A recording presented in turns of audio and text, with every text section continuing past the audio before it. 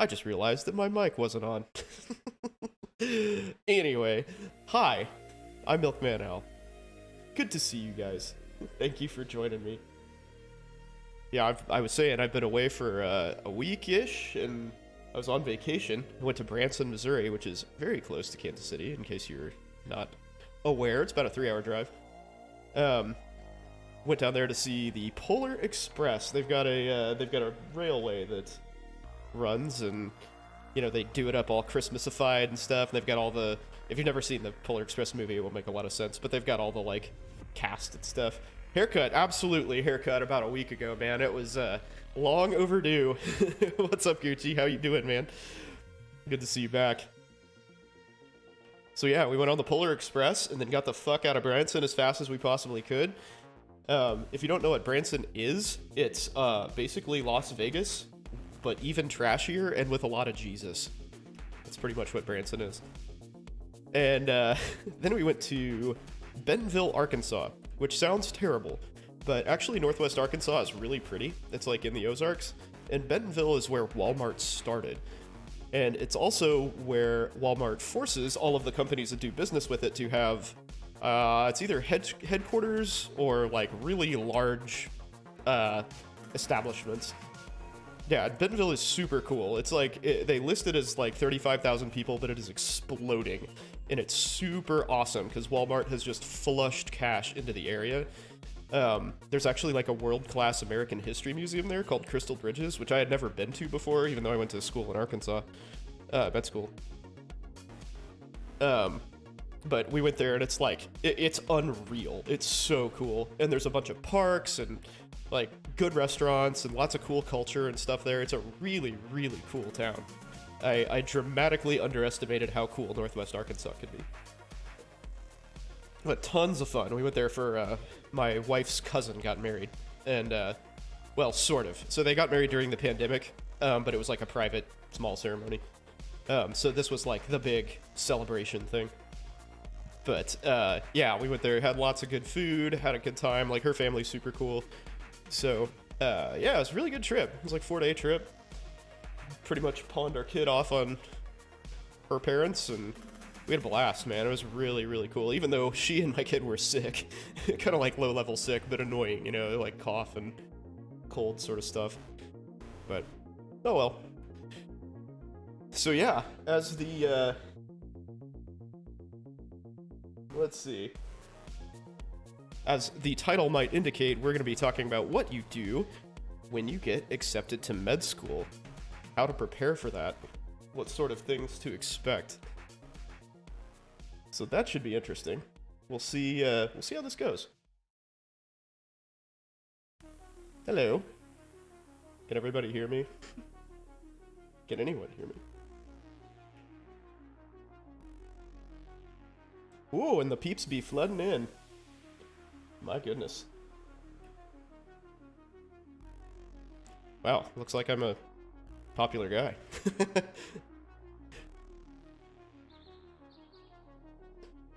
lot of people have been accepted to med school. Good for you guys.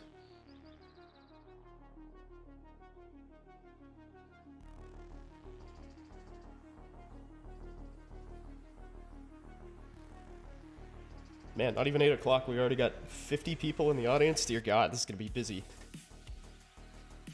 Gonna be real busy.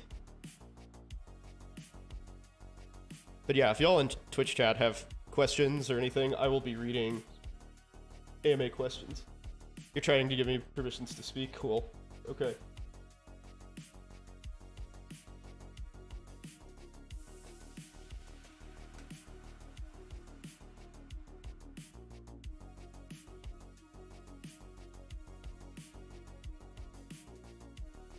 Apparently there are tech issues. Always. That figures. Can you hear me?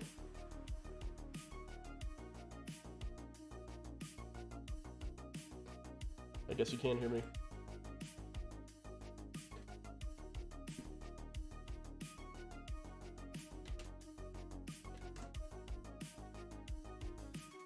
this over here so you guys can actually see what's going on.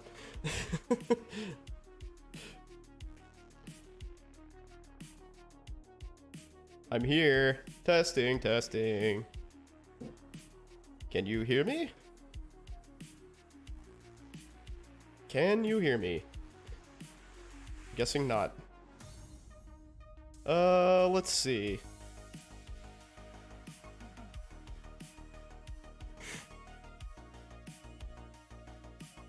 Voice is connected.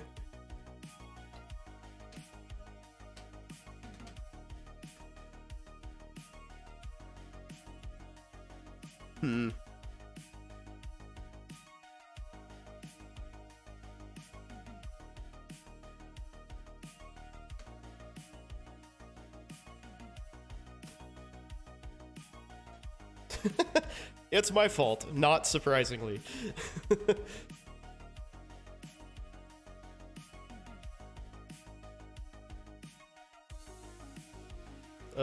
Actually not sure how to do that.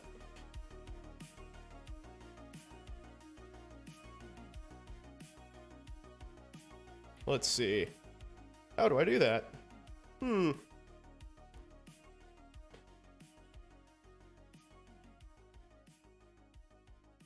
And how do I do that?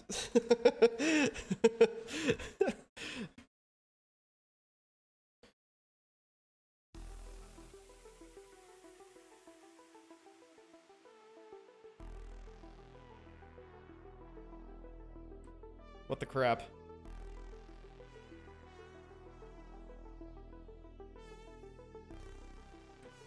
I'm trying, guys, I'm trying.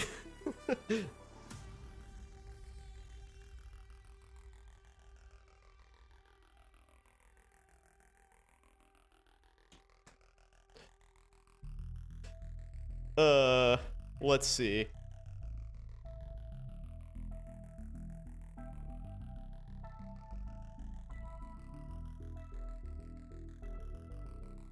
Vartech, yes. I am not good at this. Let's see. Pomodoro sessions, huh? I'm sorry, everybody. I'm so bad at this. Let's see. Voice connected. Learn more. Okay, we're good.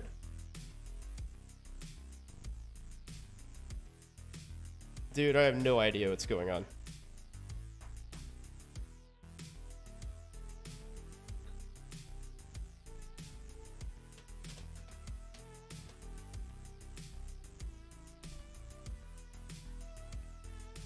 May I speak, please? Can anybody hear me?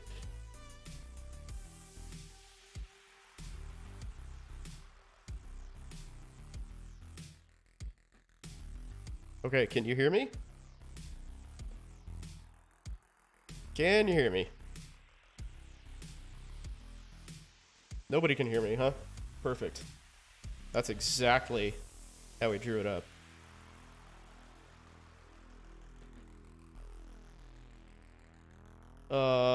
Let's see.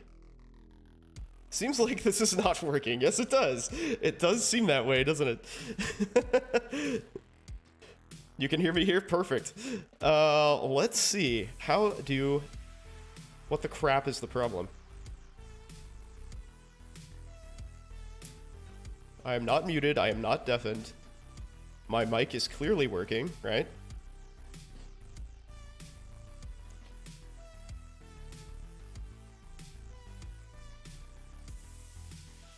Let's see. Watch. I don't know what's going on. Apparently I need to accept the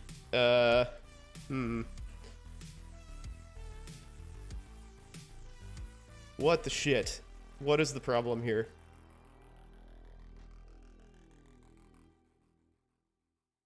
Stage. Oh god. Well, this sucks. Yeah, I wish it was a call. I've never done this without a call before.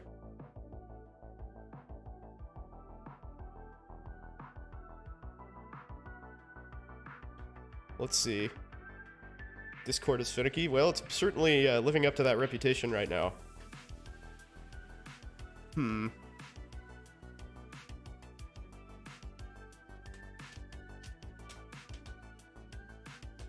But I can speak just fine. This is weird.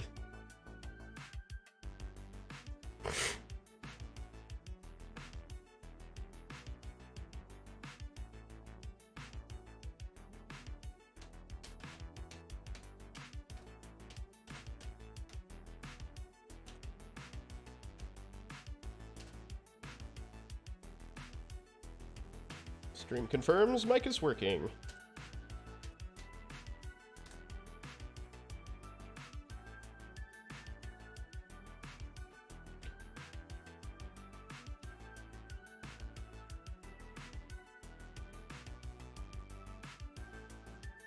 Well, thanks for the link. Appreciate that.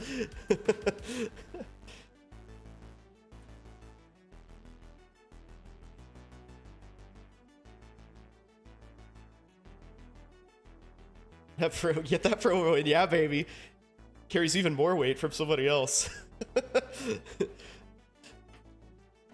Bonus points for you. I don't know what bonus points for, but you get them. Okay, I'm gonna continue. Oh, somebody wants something. Oh shit. I must have time to gather my will.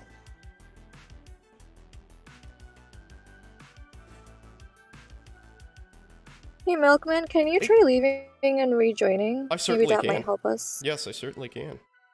Exit quietly.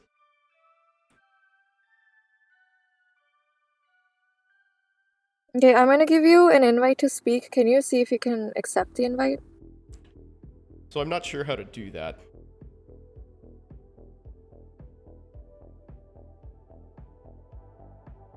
I'm not sure. Can you guys hear her talking, by the way? It says you keep declining my invite. Not sure So I don't know how else to do this. Cause I'm like unable to like accept your invite because I've already accepted it. Huh. Can you guys hear her speaking? Can you hear Shrewberry? Hey, serial killer, what's up? Yeah, I'm gonna invite you one more time. Let's see if this works. Invite me to speak. Let's see. Who's the woman? Yeah, see, so it says it literally just gave me the notification that you declined the invite.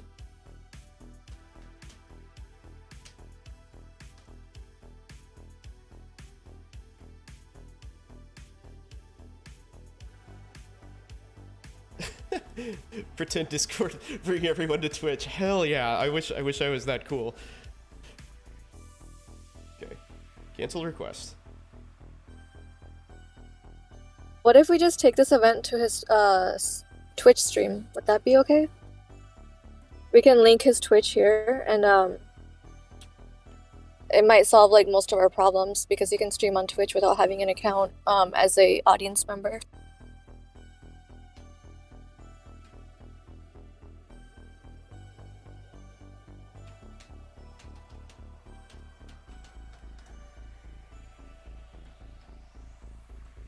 Yeah, thanks, man. Appreciate it. Needed to look fresh. Yeah, how about audience members? How about if you join his Twitch? That way you can see his stream, as well as I'll get you a direct link. here and listen in. And I can keep this session open. That way, people know that the event is going on still. Okay, brace yourself for audio terribleness. Sorry.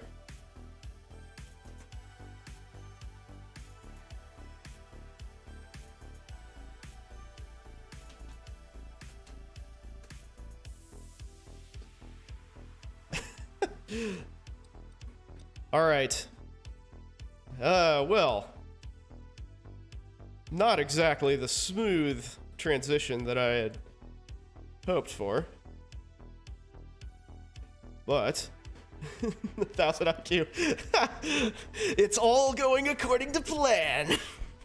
Perfect. Oh crap. Okay. Well, At least Twitch works. Massive rip. Okay. Bummer. Alright, perfect. He linked his Twitch, so and AMA questions. Click on his Twitch stream and that should work. Alright, I'm gonna hop off. If you guys have any questions, please ping me. Everybody can type questions in the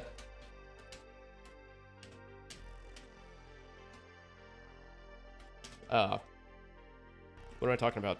In this Discord. I'll watch that too. Alright, y'all.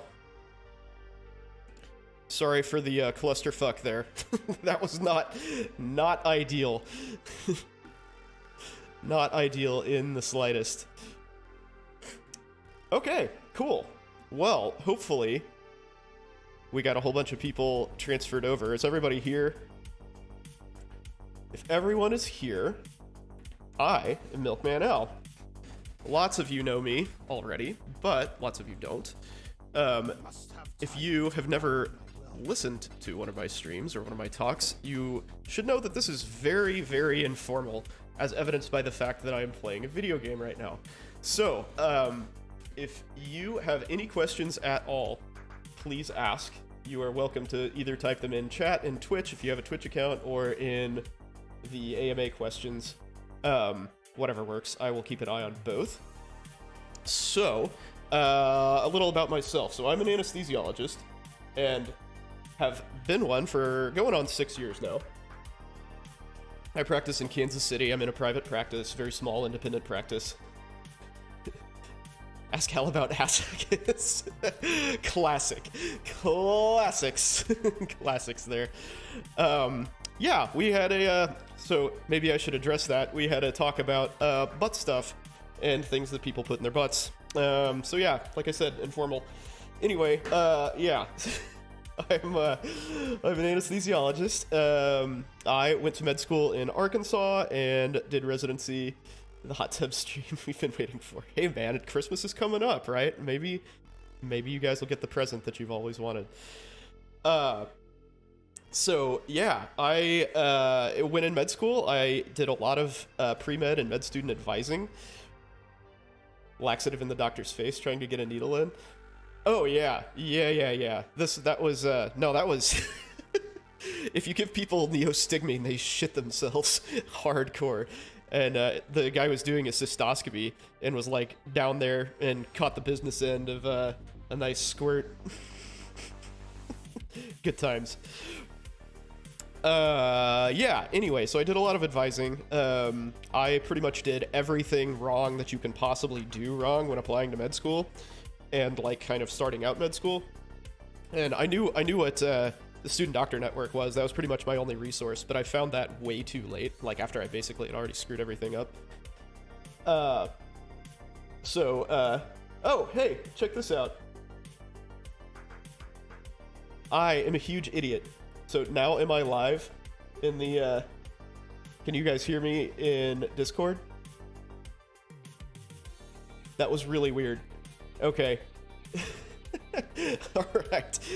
That was, my bad. I had my Discord window up off the top of my screen, and it was on there, so. Anyway. Welcome to all of you. Thank you for coming over to Twitch, but hopefully I didn't lose too many of you. Anyway, so yeah, I did a lot of advising, did everything wrong. I've tried to sort of clean up my act, and like now that I'm in this position, I try to basically use my powers for as minimal evil as possible and kind of help people not make the same mistakes that I did. So, yeah, so this is going to be about what you do after you got accepted to med school, which is fantastic.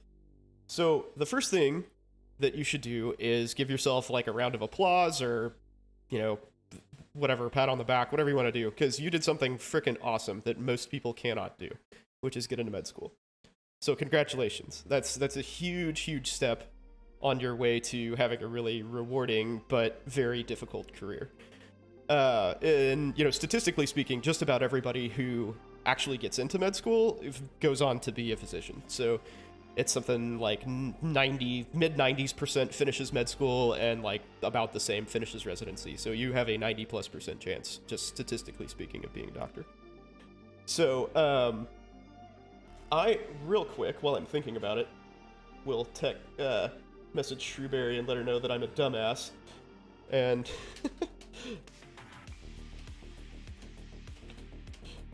can come back. Alright, well, that was much more difficult than necessary. So yeah, the second thing that you should do is ask yourself, do you actually want to go to med school? Now that sounds like a really stupid question given, you know, the amount of effort that's required to actually, like, get into med school. But it's one of those things where it's like, oh, I really want this. I want this so bad. And then you have that thing, right? And maybe you're not so sure that you actually want it now.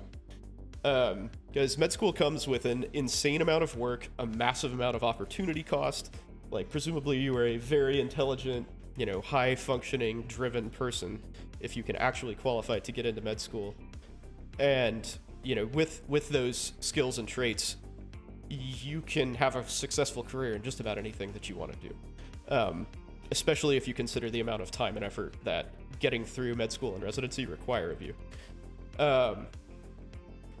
So, you know, give it some thought. Give it real thought. Like, you're taking on a ton of debt. You're giving up at least 7 years of your life to get into this career. You know, presumably that means putting a lot of, like, personal things on hold, like marriage, kids, you know, relationships of various kinds. You know, those things will potentially suffer, right? Like, this is a big decision. It's a big decision to make. So, assuming you clear that hurdle, and, you know, you decide, yes, I absolutely want to be a doctor, regardless of, you know, what type of medicine you want to go into.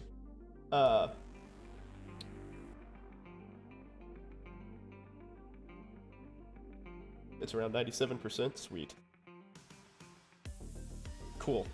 Anyway, yeah, so assuming that you've decided that you do, in fact, want to go to med school, there's a lot of things that you can do to prepare, and people will tell you all sorts of crazy shit.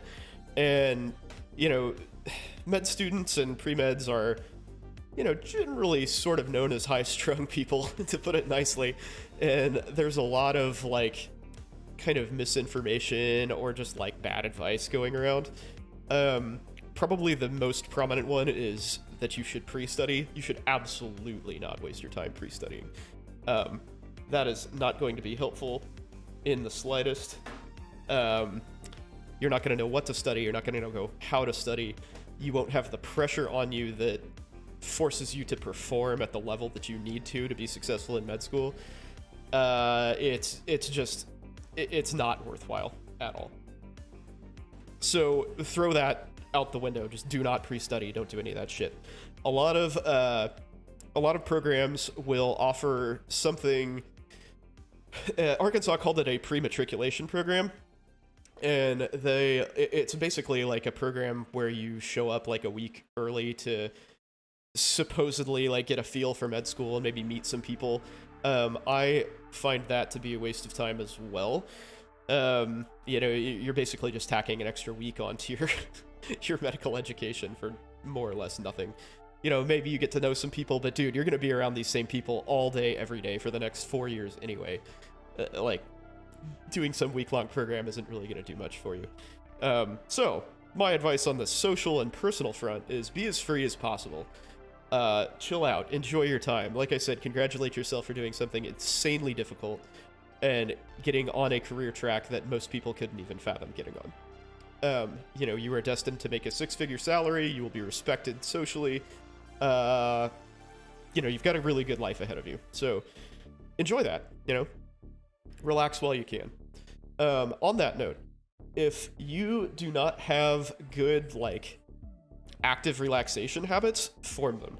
So exercise regularly, meditate, do yoga, something that you can focus on and relieve stress with. Cultivate that habit now. Before you get into med school, because it's going, like most other things in your life, it's going to suffer to some degree. So, you know, if you're going to the gym 5 times a day now, you know, maybe you'll do 3 in med school or something, or maybe 2. Maybe during test week you don't go at all. But if you have that habit built up, you know, it's going to be that much easier to maintain it when shit hits the fan and, you know, you're really struggling to stay afloat, which will probably be the case, to be quite frank. Like, at the very beginning, it's difficult to keep the pace, but you figure it out pretty quick. It's not that daunting. There's going to be a lot of people trying to, like, do some expectation management and tell you how, you know, it's like drinking from a fire hose, trying to, you know, get all of the information down. I hate that phrase, man. You'll hear that all the time. But yeah, they're just trying to, like, make you think this is going to be the worst freaking experience ever. And it is challenging, you know, it's really hard. Like, med school is basically like taking a whole year of college in a semester. When you're talking about, like, pure didactic stuff. Which is a lot, you know, it's a lot, but you can adapt to that easily. So don't worry about it. But as long as you have these, like, support structures, like self-support set up, you're going to be a lot better off than most people. So do that. Yeah.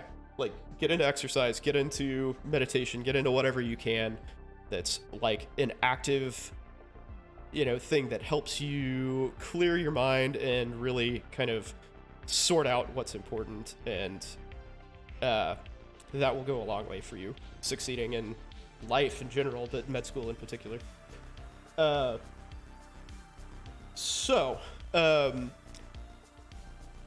things to consider.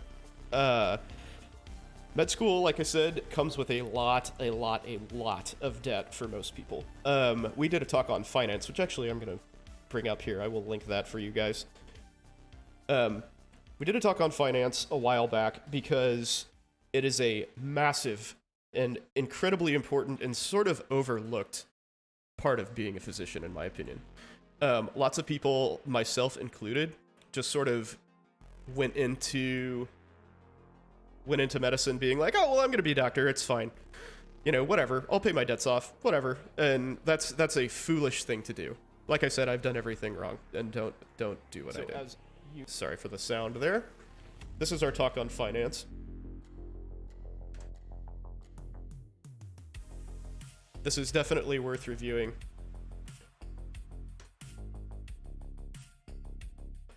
Nice haircut. Hey, Cockroach Princess. Thanks, man. This talk's about you, dude. This talk is about you.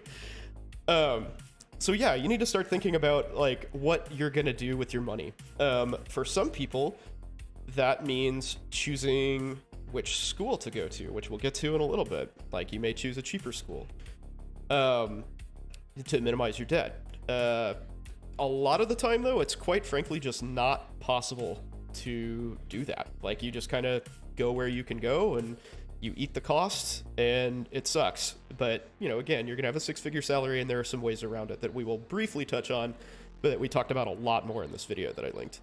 It's a 25-minute video. I know it's a lot, but it's got some good info in it. And there was another a general surgeon who watches my stream who is also contributing to that, so he has some very useful input there too. All right. So, first question: what is the best way of working through mental block and negative attribution? Active relaxation, my friend. You take a break. You stop. Like, when you feel like you're not, you know, getting the work done that you need to, and your brain is just like overloading, you stop. You do something that relaxes you. Preferably, that is not something like video games. It's something, you know, social. It's meditation. It's going for a run. You know, whatever you can do to sort of, like, clear your mind and reset. If it means taking a day off to do those things, do it. Because your time is much better spent relaxing than it is trying to push through overload, because that's not going to work. Especially in, you know, times where you're responsible for a giant load of information. Sometimes you just have to triage and be like, you know what? If I don't know all this information, I'm going to get a B on this test. But if I try to, like, rock my brain, I'm only going to get a C. You know, like, if I try to go for an A, I'm going to fail and get a C. And so you have to, you don't have to. It's very important that you have that level of self-awareness to see when you're burning out and stop it before it's a problem. So if you're just like, man, this sucks, like, I can't, you know, you're reading the same page 3 times, the information's not going in, stop. That's not doing you any good. You're wasting your time and you're making the problem worse.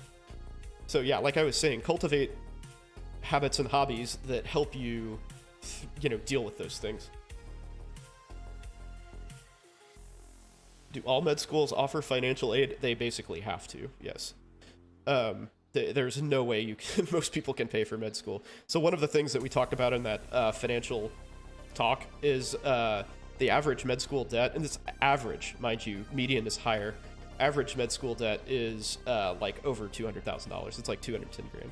So unless you've got 210 grand and just kicking around in the bank that you can toss to a med school, I think you're pretty much bound to have some financial aid at some point.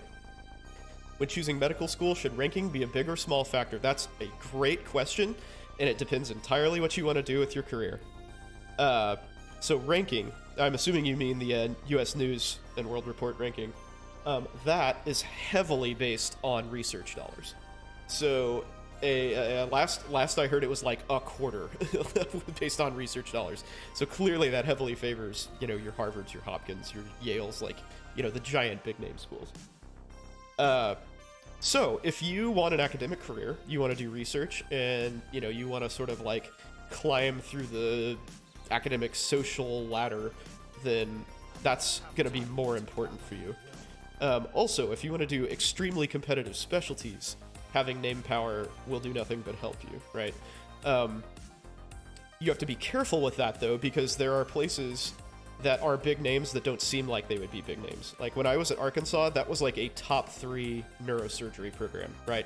Nobody's going to Arkansas who's a pre-med because they're thinking that Arkansas is a huge neurosurgery program, right?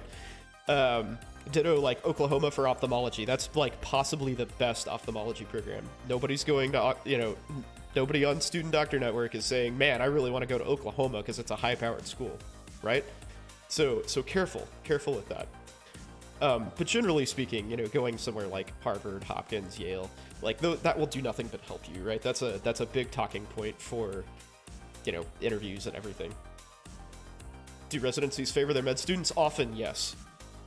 Yes, often they do. What did I mean by social habits? Like going out with friends, making sure you don't ditch your, like significant others, isolate yourself from friends. Like it's definitely possible and even probable that you won't be able to behave as you did previously, previous to med school, but it's really important that you maintain your social structure and your support structure. So that when you need to blow off steam, when you feel that burnout, then you have outlets. That's super important.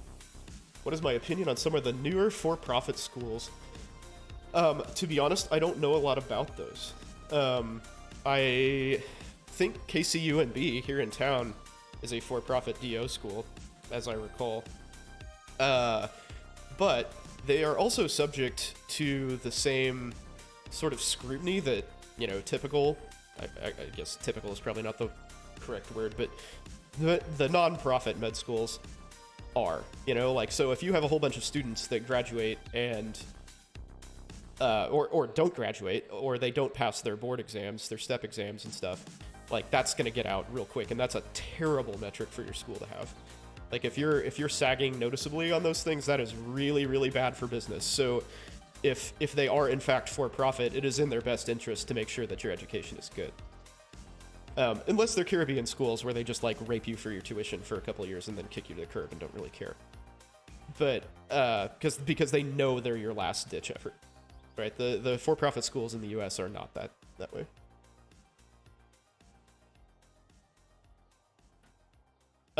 Yeah. So finance, big deal. A lot of schools will subsidize you. Like if you live in, say, Boston or New York or something, they will either give you a giant loan for cost of living, which sucks because, you're most likely paying an outrageous interest rate on those loans. Or they just straight up eat the cost, which is I don't know for a fact if that's the case for any med schools, but I know for some residencies that is the case. So you need to consider your housing pretty highly because that's probably going to be the most expensive thing outside of your tuition that you will have for 4 years. What do I mean by eat the cost? They pay for, like they directly subsidize a certain amount of your housing. Like, the example I'm thinking of is one of my friends was a resident at Mount Sinai, which is, like, literally on Central Park.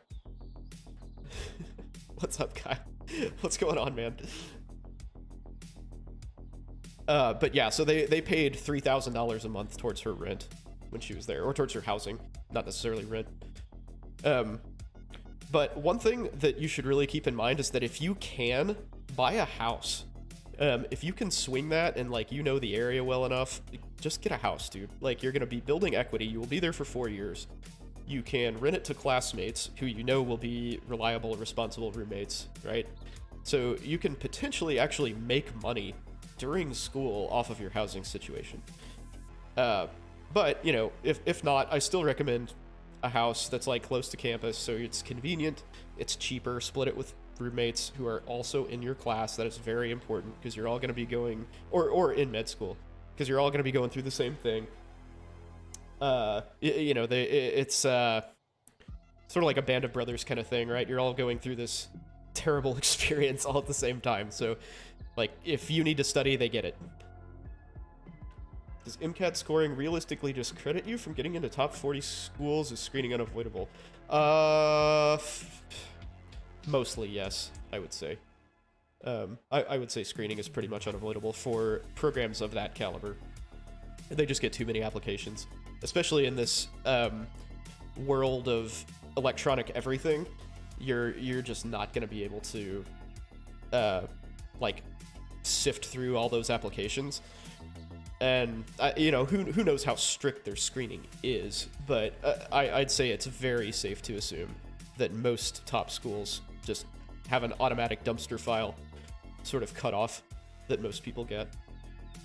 And, you know, maybe there's some, like, holes in it, like if they need minorities or something, or, like, I don't know, somebody has an outrageously high MCAT score and, like, a mediocre GPA, like, maybe they weight those things differently, I don't know. And I'm sure it's different per program. But yes, you're getting screened. You're hardcore getting screened, because that's the cheap and efficient way to do it. You know, when your application queue is full of people with, like, 99th percentile MCATs and 4.0s, you know, like, why are you looking at these people with, like, a 50th percentile and a 3.0? That doesn't make any sense. It's bad business. Is an MCAT score much greater than GPA? I would assume so. Yeah, it certainly was back when I was applying, but keep in mind that was 13 years ago, so things have changed a fair bit. But yeah, GPA is so subjective. Like, I bring this up often when talking about GPA. Like, I was a physics major. I was a triple major, actually, but physics in particular, and I had a B, like, I had a 3.0-ish in physics, and I was third in my class. But that's, like, you know, my GPA was like a 3.2. Or actually, I think it was even lower. I think it's like 3.1 overall. And, like, you know, that's nothing. My MCAT was awesome. But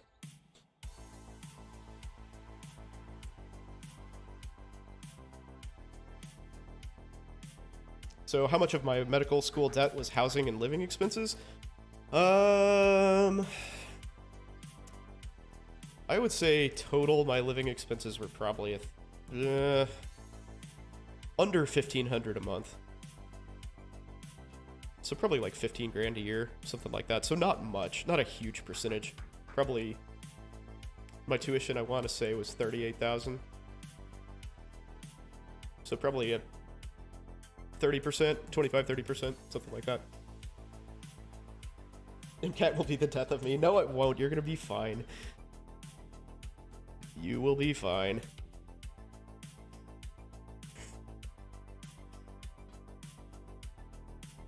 So yeah, finance. It's a big one. Are you gonna live with your parents? Are you gonna live with a friend? You know, I mean, kind of sucks to live with your parents when you're in your mid-20s. I get it, but it saves a lot of money. It saves a whole lot of money. If that's a convenient thing for you to do, it's something worth considering, because, you know, you're probably not going to be going out that much anyway. You know, cost of living, if you are in the very fortunate position of having multiple schools to choose from, clearly that is something that you will have to do. And cost of living may be a big factor in that, you know? Like, if you have a choice of, say, going to Mizzou or going to New York, like, obviously living in Columbia, Missouri is a little cheaper than living in New York City. And that will factor in, right? Like, my friend who I mentioned got subsidized $3,000 a month to live next to Central Park. She still paid $1,500 a month for a studio apartment on top of that. So her studio was $4,500 a month. I don't like Mizzou. Well, screw you. Get out of my stream. MIZ, bitch. Advice for non-trads. Yeah, I mean, New York City is way cooler than Columbia. I'm not saying that, but it is way more expensive. I mean, Columbia kind of sucks. But, like, it's literally like 4 times as expensive to live there. Advice for non-trads. Yeah, I mean, you're basically... Well, okay, so it depends on your life, right? Depends on your previous, like, career experiences and stuff, and how much work that you had to do to get into med school. Like, if you did something like, I don't know, like business, and you had 0 science, like, you might be behind the curve a little bit. Like, because a lot of these kids coming out will have just been, like, hardcore pounding the biochem and the ochem and the physics and all of that stuff. So, that might cost you a little bit, and you might have a bit of a learning curve. Also, if you have a family, that is something to consider heavily, right? So as we were talking about, cost of living, moving, these are all significant things that you've got to worry about when you're applying or dealing with acceptance into med school. And clearly, if you've got a family, uprooting them comes with leaving your support structure, potentially leaving your family member support structure, you know, uprooting your kids out of school. You know, it's a big deal. That's a much bigger deal. Any idea how non-trads are looked at and treated in med school?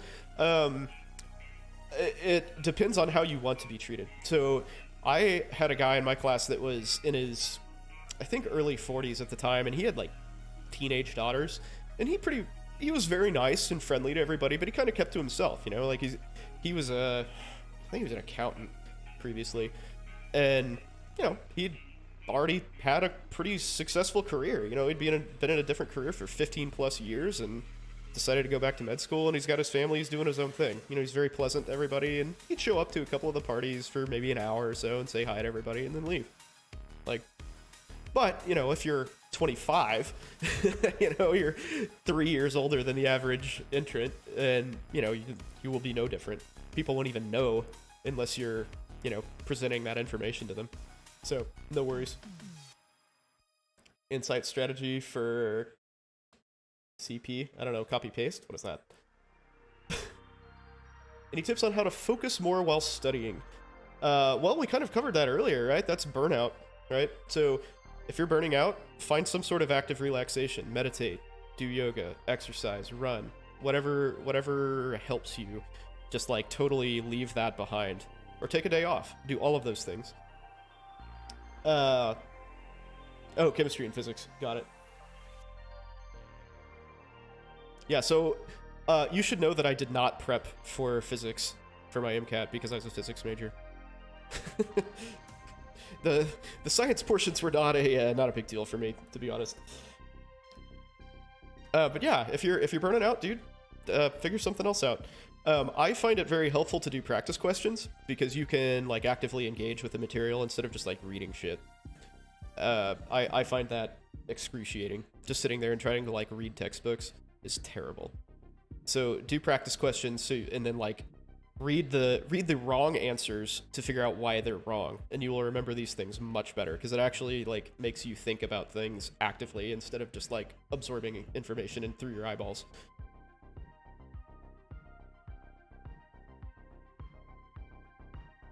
Primarily finding difficulty with passage element identification and timing. It's been extremely frustrating. Well, that's a practice makes perfect thing, man. Alec decompresses with math questions. I kind of do, dude. I mean, look at this. Look at what I'm doing to de-stress. I'm messing with this. Trying to figure out how to optimize this skill tree. This is what I think is fun. Because I'm a freaking weirdo.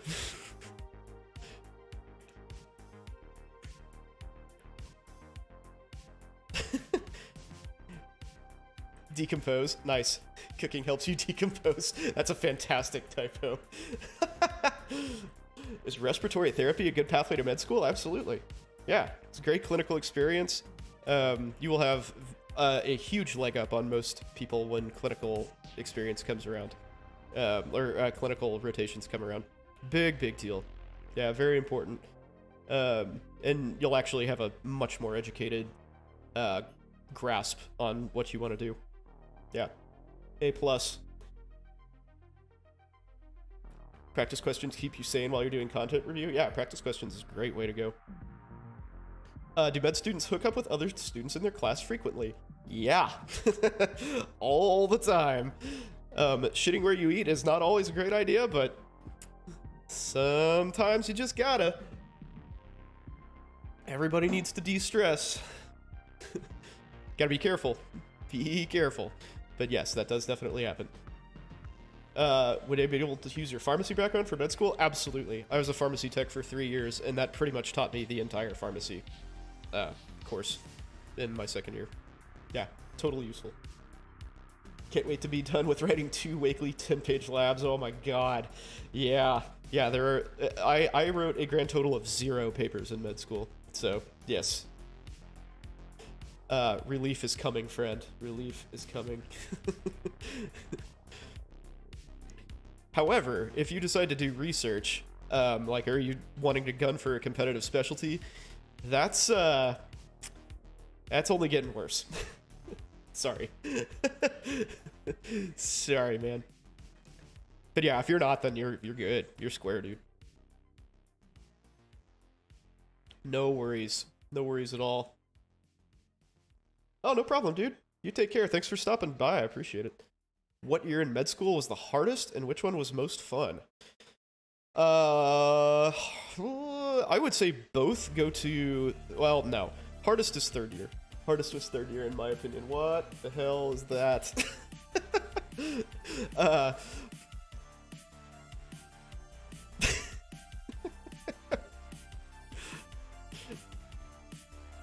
That poor cat. Yeah, I'd say third year is the hardest. Fourth year is the most fun. Because fourth year is mostly question about competitive specialties. I was saying if you want to do a competitive specialty, you're kind of low-level obligated to do research because everybody else does. And that's one thing that they look for. Yeah, so third year is really tough because you are useless, and it is very clear, based on how other people treat you, that they are aware of that. And like you're just a liability, and you don't know anything. Like there's huge logistical problems because you have to figure out where everything is in the hospital, and like, you know, you're working these long ass hours and nobody respects you, and yet still you have to do all of this work and study for big tests and all sorts of shit. So third year is the worst, I would say, even though I still had a really good time outside of third year.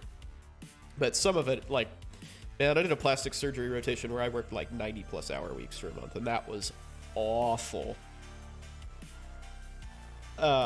Fourth year is when you do all of your electives. So you get to choose which rotations you do to an extent. We only had 2 required rotations, and then we had a like minimum amount of rotations that you can do. And we could do a maximum of 3 rotations in one specialty, which clearly is going to be the specialty that you want to do. And I also set myself up so I had a ton of time off. I was basically done at the end of January, so, you know, I still had the distinct privilege of paying for all of that time off, but at least I didn't have to do anything. I sat at my house and drank and played video games for like 5 months. It was pretty nice. Am I currently in a residency program? No, I am not. I have been an anesthesiologist for 6 years. I did my residency at the University of Kansas. How do you gain respect in your third year? You just try hard. Do what's expected of you, and, you know, show that you give a shit. Like, know your patients. Like, if your patient has a, you know, particularly, like, dangerous medical condition, know about that. You know, if they're having surgery on something, know about that surgery. Like, you know what surgery they're having, for instance. And, you know, figure out ways that you can, like, maybe help. You know, learn, like, when you're in surgery, learn the instruments. Learn, like, what you're supposed to do, what's expected of you, and do those things.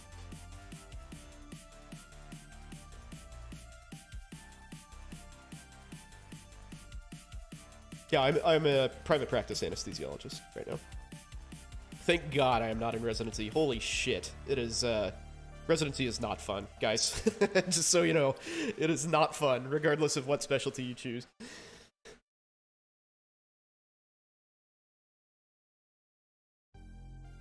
Okay, right. So, we sort of touched on this a little bit. So if you think you are going to do... Is anesthesiology competitive? It's kind of middle of the road. So if you think you're going to do a competitive specialty, keep in mind a couple things. So one is you need to get started on that pronto.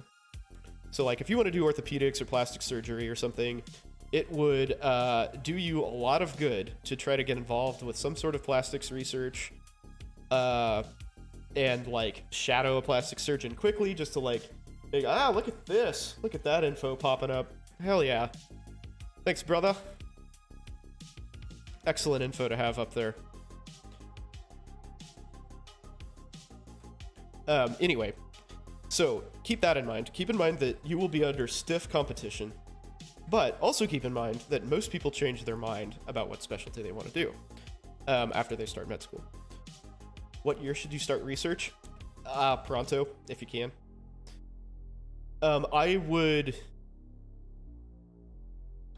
I would figure out, I would get your footing in first year first. Like, figure out your pace, kind of get the studying down first before you really launch into that, because you don't want your didactic performance to suffer, because that's sort of the, I mean, a lot of the stuff you learn in first year is crap and you won't use it again, but you want to be able to be functional in school and not have to worry about your research lab or, deadlines or any of that crap when you're trying to keep up with a massive pace of information that you're previously unused to. Like, it's very important that you get that down first. And then, after you feel comfortable with, like, that you can successfully, like, master a test when you need to and, like, nose to the grindstone, then you can start sort of branching out and doing all these things. But I would try to get into it your first year so you've got some projects underway and you've made some connections in that field that you're interested in. If you work in healthcare prior to med school, would that count as shadowing? I don't know if it counts as shadowing per se, but it's definitely clinical experience. I mean, shadowing is like kind of hit or miss, right? Like I've had some shadowing experiences where I just sort of like sat there and just sort of waited to get the okay to leave, and others where, like, I probably was doing things that I shouldn't have. We'll leave it at that. How important are connections and how can they help? Okay, this is a lesson that I learned the hard way, okay? It doesn't matter what profession you are in. This is really, really important. Connections are everything. Connections are everything, okay? I can't emphasize that enough. Who you know is the most important thing in your career. That's universal, and it is especially true in medicine. Your connections will help you get jobs. They will help you get research opportunities. They will help you get residencies. They will help you climb, academically if that's what you're wanting to do. They will help you relocate to other places because they will make connections for you in wherever you're wanting to go, if possible. I cannot overstate how important connections are. Like, they can do everything from, like, introducing you to someone else to directly getting you a job. It's not about what you know, but who you know what I'm saying? Yeah, it really is. The main reason that I have the job I have now is I shotgun applied everywhere because the job market was terrible for anesthesia when I graduated. And I got hooked up with a lady who did locums for the hospital that I work at now. And she was very well respected there and basically got me an interview because I was interviewing with her to do like a part-time gig at her hospital. And she was like, oh, well, like she and I hit it off. And she's like, oh, this guy wants, oh, thanks for the follow, man. Appreciate it. So she introduced me to the owner of the group that I'm in now, who has since retired, but like he and I hit it off. And so and because he was looking to like, you know, stop taking call and go part-time and stuff. So it makes a big difference. Hey, thank you guys all for following. I really appreciate that. I hope this is valuable to you. Thank you for your time. By the way, this should go without saying, but I understand that you guys are all adult learners and you have important things to do with your time. So thank you for spending it with me. That's cool. I hope that I am making it worth your while. Is it a must to shadow doctors? No, but it's smart to. You know, there's not a whole lot of ways to get direct involvement in a specialty when you're a pre-med. So I think it's smart to do that. You know, just for your own education, right? This is not worth my time, goodbye.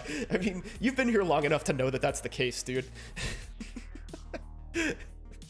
These other people, they're new. They don't know yet. They haven't figured it out. Don't tell them my secret.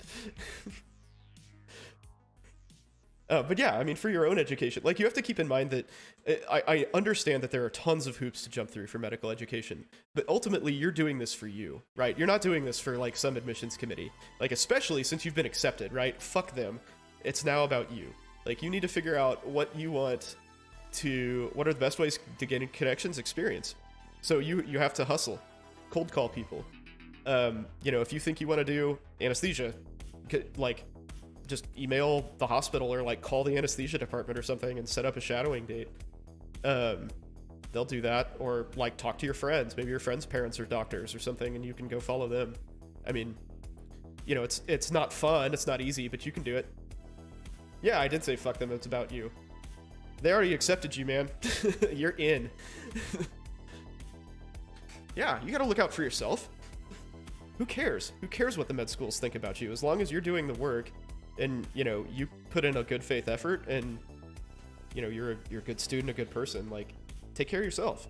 Make sure that you do the specialty you want. Make sure you're in a place that you want to be, you know, given the options that you have. Yeah. Graduating in a few weeks and will be starting to work on your application for the next few years. Okay. Have a lot to make up with a 3.1 GPA. Yeah, that sucks. As someone who applied with a 3.1 GPA, that is not fun. I'll be honest with you, man. So, it's stupid advice, but, like, do your best. You know, like, do your best to bring it up. Do not discount DO schools, because at the end of the day, you're still a doctor, right? If you graduate with a DO. Half my group is DOs, and the guy who I consider the most skilled is a DO. I would let him take care of me anytime. So, like, functionally, no different once you get into the real world. No, Cockroach is totally joking. He's a regular of the stream. He's he's been here forever. It's all good. It's all good. But yeah, I mean, basically just try to bring it up. If you're thinking about DO schools, some of them, at least when I was applying, would consider the highest grade instead of an average of the grades, which is what MD schools consider. So retaking classes for MD schools, unless you failed, is kind of a waste of your time. But if you're doing DO, then it might be a huge deal. Like, if you got a D and you think you can get an A the second time around, that'll really help your GPA. 3.4 overall? Yeah, that's not bad, man. Like, if you can pull out a decent MCAT score, like, you know, I don't know. Oh, my parents are calling me a lot. The Chiefs are playing and my dad's going berserk. Yeah, I mean, pull out a decent MCAT score, you know, 70th percentile or something, and you'll be in good shape. Just apply broadly. And again, don't forget DO schools. Heard med students and residents get stepped on? Yeah. You are a stepping stone as a med student and a resident. How does one earn respect without being disrespectful? You get through residency or you get through med school. I mean, honestly, like, you just show up and you do your work and you do the best you can to, like, do a good job. And that's the best you can do. There's going to be people who shit on you no matter what. Like, regardless of how good you are or how, you know, accepting or gracious you are, there's just going to be people who thrive on beating you down. And it sucks. And there's just no way around that. So, grin and bear it. And make sure you're doing you. You know, like I said, like, screw them. Do the best you can and learn what you need to learn. Take care of your patients if you're in residency. You know, like, that's all you can do. How does medical school ranking correlate with comparative specialties? So are you asking... I'm not sure entirely what you mean there. So are you asking if med school ranking correlates with how many people get into competitive specialties? If so, I would say yes, there is a correlation there, but probably not a strong one. Just because by virtue of being more selective and having, quote, higher caliber students overall, like your Harvards of the world, are going to place more people in your derms and plastics and orthos and neurosurgery than, like, Arkansas would, for instance. Did I do a postbac for my GPA? No, I didn't. I didn't know enough to do that. I started looking into it kind of when it looked like... So I got one wait list. I got one interview out of 28... Dr. Milf dropping the heat on the stream. Hell yeah, man. I'm keeping it real. But yeah, I didn't know about postbacks until I was basically up shit creek. So like I said, I did 28 applications, got one wait list, and I got in like basically the first day they opened the wait list, which is fortunate. But I was looking into that, looking into like other jobs, seeing what I could get with my physics major and others. Would med schools take your old science classes? Depends. I think, actually, I think 10 years is like the limit for most places. So you would definitely want to look into that. But yeah, I did not do a postbac. I hear kind of bad things about them, honestly. I hear they're sort of sketchy and a little like money grabbish.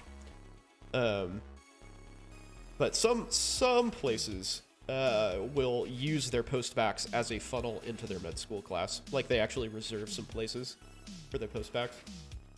I think Tulane is one of those, or was one of those at least.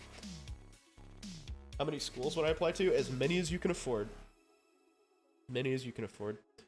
I mean, that's sort of tempered by how competitive you are, though, right? Like, if you're massively competitive, then you don't need to do that. You know, apply to all your... I would always apply to all of your state schools. No questions asked, because that's, like, one, going to be the cheapest option, and you are also most likely to get some sort of financial aid. You're also most likely to get accepted there. Always apply to all your state schools. But yeah, as many as you can apply, or as you can afford. Which may not be very many, honestly. Applying to med school is really expensive. Have 5 interviews and scared you won't get accepted to any of them? Come on, dude. You're gonna get accepted. You're gonna be fine. Sounds like your first interview went really well, albeit strange. What med school did I attend? Arkansas. UAMS.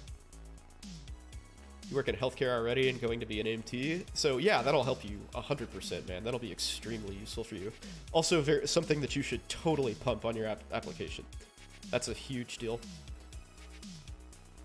California residents crying right now. Yeah. Being from Cali kinda sucks for applying to med school, for sure.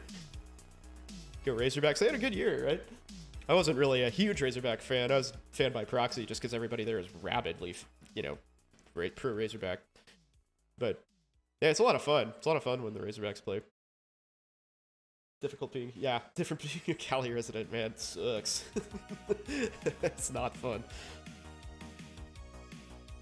I do not envy them that, for sure.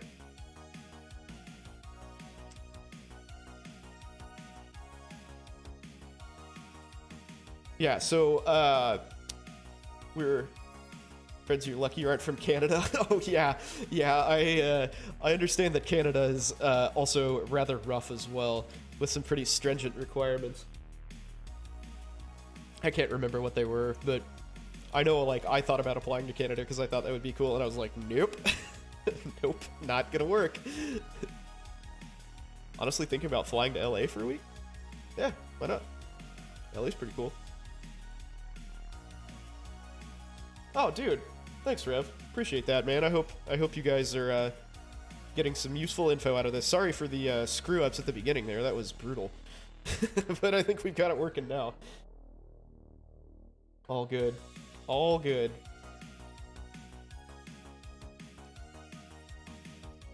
Yeah, so where were we?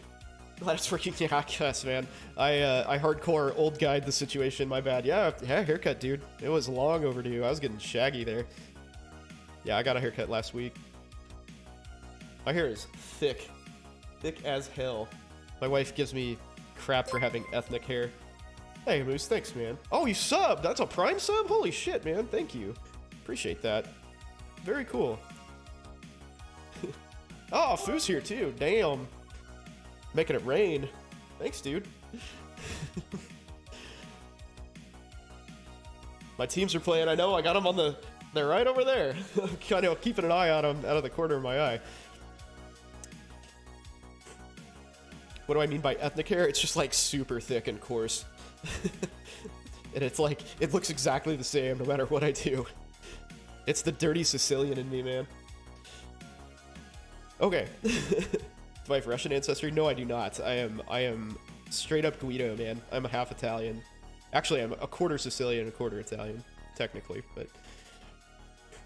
Haven't taken biochem, and some schools required it, including an in-state school with high acceptance rate. Is it worth? I would say so. I think biochem is a very useful thing. It might not be useful specifically for med school, in like even specifically med school biochem, but it definitely teaches you a lot of things that you will need to know for like pharmacology, for physiology, things like that. I leak Eastern European, high-powered Chiefs offense, yeah. Haven't really been rocking it so far this year. So, we need to talk about things that med schools will try to sell you. So, 50% Paisan. Good to know. Good to know. Well, you're definitely getting into med school now. Holy shit. What's my other half? Mutt. European mutt. English, Scottish, Irish, French. I think mostly English and Scottish, but if I had to pick.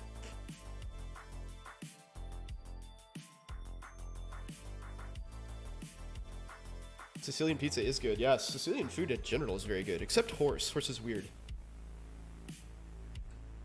You wish you knew what you were, dude. There's always ancestry. Drinking and relaxing. Got out of COVID. Okay, cool. Good for you, man. So I'm looking at my my speaker's notes here that I jotted down to make sure that we cover the things that I wanted to. If only med school is the mob. I mean, it kind of is, bro. It kind of is. Okay, so we talked about connections, right? Connections, very important. So what was sort of danced around but kind of went technically unsaid there is that where you go to school matters, right? It matters for residency, it matters for getting a job. So when you're choosing a school, think about those things. So, like, if you want to be in Philadelphia, I don't know why, but choose a school in Philadelphia, right? That's going to help you make connections locally in that area. Like, I wanted to be in Kansas City, so I chose, like, I just happened to like the residency program at KU a lot, but I preferentially chose it because of its location, and I knew that, you know, those people had lots of connections throughout the city, because there's only two major schools here, or two, yeah, that have residency programs. So that was a really important choice, right, for connections, and I at least knew that was, like, kind of important. I didn't realize how important it is. But, you know, if you're wanting to go to California or something, don't go to New York, man. Like, if you have the choice to go to Cali, don't go to New York. You know, maybe you'll make some useful connections there, but the chances are lower, right? They're a lot lower. So same goes for residency. And, you know, where you go to med school will matter for residency, because those people will know you. Those people in the residency will already know you from your med school experience. So, like, if you work really hard and, you know, put on a good face and do well, then you're good to go for residency. And, you know, maybe you don't necessarily want to work at the hospital that you do your residency at, because I honestly didn't. I just didn't want to work in an academic institution and do all of the things that come with that, like presentations and research and blah, blah, blah. It's also a pretty big salary hit, honestly. So, I was not interested in that. But all of the people that I worked with had local connections, right? So you will have those contacts in the city, and you can leverage those by being like, hey, man, like, I'm going to this hospital. Do you know anybody there? You know, can you put in a good word? And the reverse was true. Like, for me, when I got hired, one of the people that I used to work with, she's since left, but she contacted one of my attendings at residency and was like, hey, what do you know about this guy? He's applying. And like, it just happened that I got along great with this guy and had just like, you know, had my 3 good days in residency with him doing big cases and like taking really good care of people. And he was like, oh yeah, he's awesome. Yeah, you want to hire him. And so they did. And it's an awesome job. I have a great job. So yeah, keep that in mind when you're choosing your med school. It's very important. So that will like follow you all the way down the line is where I'm trying to go with that.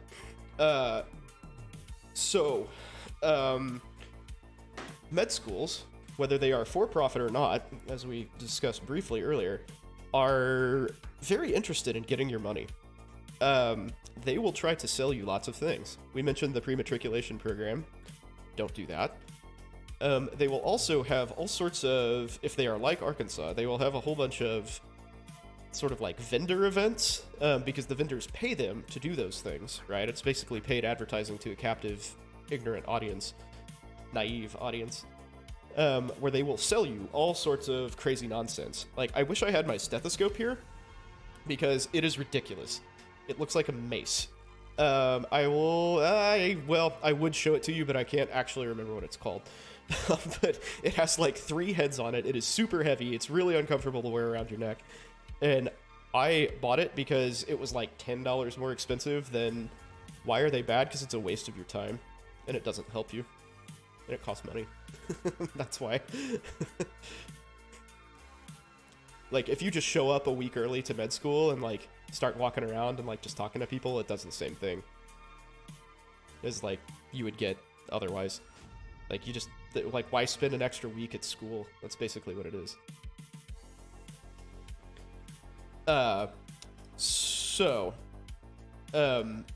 They will sell you lots of stuff. So my stethoscope is ridiculous. They also tried to sell it. What if it was free? Still wouldn't do it. It's a week out of your time, man.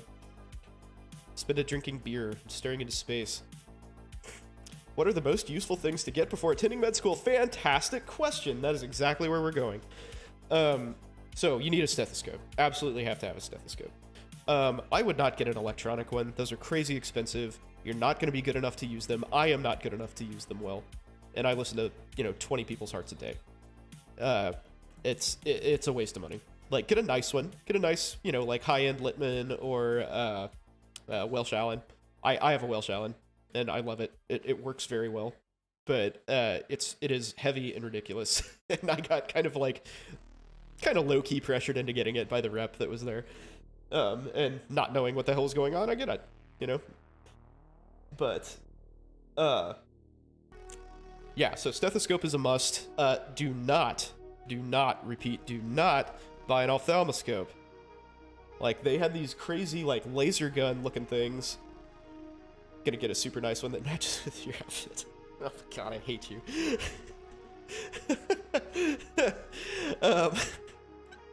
Anyway, like, they had this crazy looking ophthalmoscope. It was like $600, and they were hard selling that.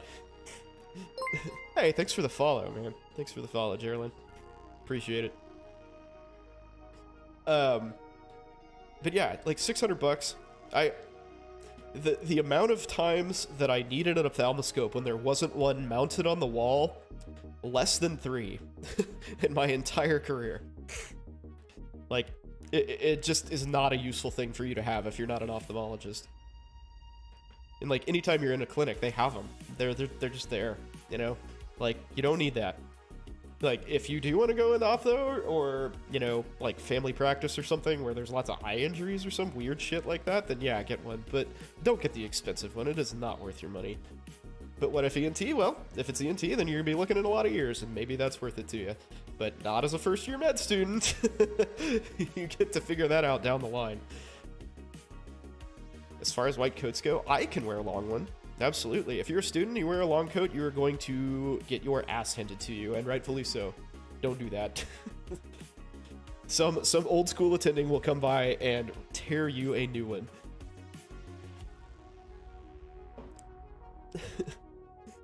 Do not recommend. Yeah, so basically nothing except a stethoscope in terms of equipment. Like, they'll have you buy, like, a blood pressure cuff. I bought a blood pressure cuff. Don't do that. It's a waste of $50. Just don't get anything. Unless you do a rotation where they say, hey, this is required for this rotation. Then screw it. You don't need it. Something that would be useful to do is actually, well, this is sort of down the line, but learn how to tie. Learn how to, like, suture and just, like, tie a knot. That's super helpful. It'll take you, like, half an hour of just sitting there tying knots, but, like, it's super easy to do. Why is it such a big... it's a social status thing, right? That's why it's a big deal that... This is answering why is it a big deal if you wore a long white coat. Because, historically, that has been reserved solely for physicians. So, if you do that, it's presumed that you are a physician, and that has changed a lot with, like, nurses and stuff, like doctor nurses wearing long white coats. Yeah, so traditionally, yes, thank you for clarifying that. Short coat is for students, and basically anybody but physicians.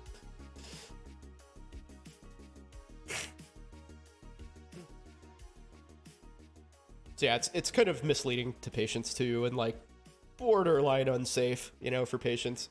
Confusing at the least. So don't be that guy. Is my advice. Don't be that guy. Because there's lots of them. Yeah, every nurse wears one now, and it's stupid and frustrating, but whatever. Not much I can do about it. When I rule the world, these things will change. But whatever. Yeah, so equipment-wise, really don't get anything but a stethoscope, unless they specifically tell you, like, for a rotation that you need something, and that means don't buy anything till third year. What type of shoes should you wear? I don't know. I just wear my day-to-day shoes. Like, if you're worried about, like, bringing germs home, just have a separate pair of shoes that you wear in the hospital. That's pretty common. I don't think that's unusual at all. And it's not a bad idea, especially in this day and age, like, with COVID and stuff all over the place. It's kind of sucks to bring all that stuff home. And hospitals are really pretty fucking nasty places, man, honestly. Like, there's tons of, like, multi-drug resistant bacteria everywhere, and it sucks. I talked about research in med school. Do I run into a lot of MD PhDs? I personally do not. I'm in a small, I'm in an 8-person independent practice kind of on the edge of Kansas City, so, like, I never run into any academics. Nobody does research. Nobody gives a crap. In residency, even, I don't think I knew any MD PhDs. I knew the ones in my class, but there weren't many. I think there were only, like, fewer than 10 per class, maybe? MRSA. Yeah, MRSA's freaking gross. But guess what? If you're going to work in a hospital, you've got MRSA. I have MRSA. There's MRSA here. It's everywhere. And I'm speaking on this, so there's lots of MRSA right there. Yummy. Yeezys? I actually don't know what a Yeezy is. Let's look up what Yeezys are. I mean, as long as it's closed-toed, you can wear it. And that's okay. So that is not closed-toed, so no. You're from Colombia? Yeah, there you go. Good deal. Can you ask non-med school questions, or are you trying to stick to the topic? Oh, I mean, you can ask whatever you want, dude. I don't care. This is in association with an MCAT Discord, and we're talking about, like, what you do post-acceptance, but yeah, ask whatever you want. I don't care. The physician you volunteer wears them. Nice. Yeah, you will, as a med student or a resident, though, you will totally get yelled at for wearing open-toed shoes. And not without good reason, honestly. Like, it's pretty freaking gross to wear open-toed shoes in the OR. Like, you get a lot of stuff on them. An expensive shoe that's not worth the money. Nice. Yeezy 350s. Let's see. Yeezy 350! Sounds like a rap song. Oh yeah, I mean, you could probably wear that. Oh. Holy Jesus, dude. What? $700? What the fuck is wrong with you? Okay. Is my wife also a physician? She is a nurse. Yeah, she's a nurse. So she can relate to my grossness. She was a GI nurse too, so she's all about the butt probing. Yeah, everyone's used to wearing closed-toed shoes and being fully clothed. Yeah, absolutely. Yeah, it's just smart, honestly. And like, you know, sometimes like sharp stuff gets dropped. You don't really want a scalpel dropped on your foot. That's bad shit. That's bad juju. Have I done any cases? Oh no. Oh god, no. And I would definitely not want to do cases with my wife. That would be bad. She's an extremely good nurse. Like, very, very efficient. Which is sort of her downfall because she worked at the safety net hospital here, and basically everybody around her was not that way. So she ended up doing everyone's work. Yeah, if you walk in with shorts to a lab, yeah, labs are, yeah. Does she ever probe my butt? All the time. She's probing it right now. You can't really tell, but I'm just so used to it, it doesn't even faze me.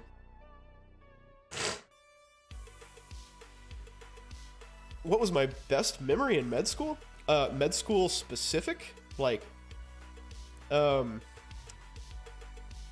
if you're asking med school specific memory, it was actually from my 3rd year. So this is sort of best in a, like, you know, horrifying sort of way. I mentioned my plastic surgery rotation where I was doing 90+ hour weeks. So there was this lady who, you know, as you might imagine, Arkansas gets some pretty damn rough patients. So there's this lady who weighed well over 500 pounds. I can't remember exactly how heavy she was, but in any event, she had a bypass, cardiac bypass, at some point in the recent past. And she got pertussis somehow because she was not vaccinated. And she literally coughed, so her boobs each weighed like, I think 40+ pounds. Is this a Superman story? Yes, this is a Superman story. Yes, it is. You've heard this before. So, yeah, so her boobs were huge, and every time she coughed, like, her boobs kind of, like, you know, bounced up and then bounced down, and she tore her sternotomy open. So she had an open sternal wound, and it got massively infected. So she came in with this, like, raging infection in her sternum, and I think she was septic from it, actually, at the time that I saw her. And probing Milk's butt, 1,000 subscriber reward. I'd do it for 100. Yeah, so she tore her sternum open, and we got called to come and, like, debride her wound. So, as you might imagine, closing such a wound is real difficult because there's 40-pound weights on both sides of it pulling it apart. So, as a med student, it happens that you are a very good retractor. So what I did was I laid down on this lady like this and held her boobs up like this, and they operated over me for like 3 hours.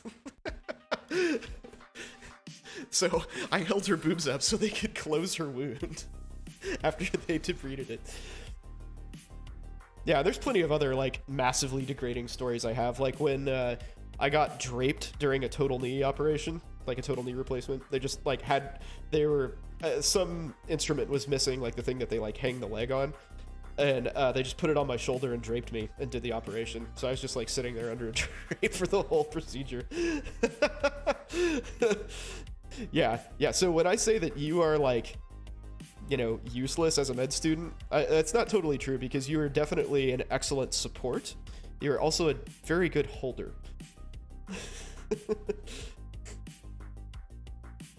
Yeah, so get ready for that, man. Get ready for that. It's Richard Parker. Hey, man. Any suggestions for M1s who want to match into anesthesia in competitive locations? I mean, pretty generic advice, honestly. Just, you know, perform well in school, get involved in anesthesia. Like, I don't know, are you in those locations? If you're in those locations, that'll help a lot. It's like we were talking about, you'll make local connections. But otherwise, you know, just maximize your scores and your grades. You know, there's not a whole lot of, like, anesthesia programmed into med school, so, you know, do some away rotations. Yeah, and free labor. Med students are definitely free labor. Residents are really free labor. But yeah, do away rotations in the places that you want to go to.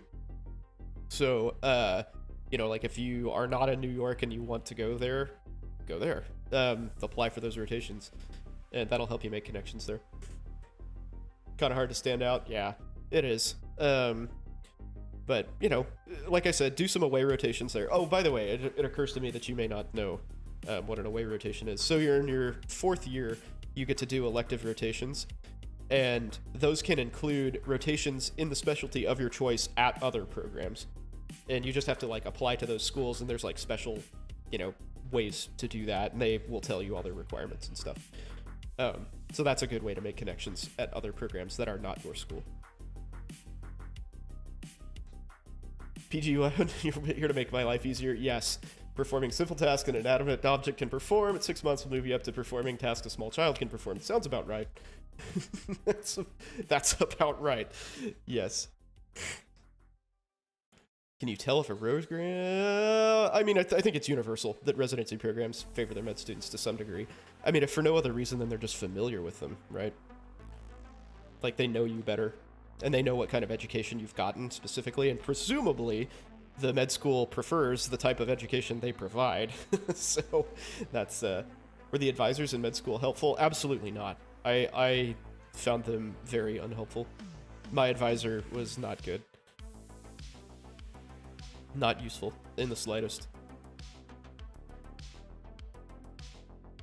And that's part of the reason that I like doing things like this, is I feel like there's not a lot of good resources for people. I mean, that's presupposing that I'm a good resource, which I guess you kind of have to be the judge, but there's not a lot of, there's certainly no live outlets for people to get this kind of information, right? But the ability to get insider info is very limited. Useful insider info at that. Would I suggest a sub-I and away rotations? Yeah, I mean, as far as I know, a sub-I is just another name for an away rotation. Like, because you're going to have to go and kill it, man, and they will probably shit on you. Like, my roommate in med school, I was his roommate for 3 years. He did ophthalmology at Oklahoma, and when he went there, he did 2 grand rounds presentations. He had to, like, crank out a paper, and he was working some insane amount of hours in the hospital. He was, like, taking call and all sorts of ridiculous shit. Like, he worked so hard that month. So they will, I would expect that if you're doing a competitive rotation. Have an international friend in med school overseas who wants to match in the US. What can they do to boost their chances in matching? I honestly don't know. Besides, like, scores and grades, I don't know. Having been here, like, if you trained here, to some degree, again, away rotations will be helpful. And demonstrating that you have, like, some connection to the States is probably also helpful. But I don't know a lot about international students, to be quite frank. Do I utilize a bidet? I mean, with all of the butt probing my wife does, I don't really need to, honestly. Clean as a whistle, dude. Lube is a problem sometimes, but, it's the price you pay.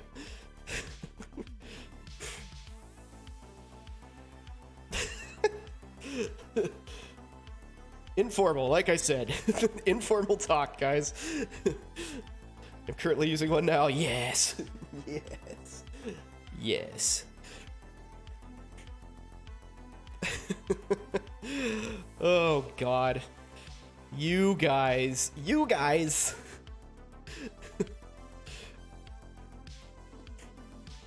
actually wanted to know? Oh, I actually... no, I do not. I think I have before.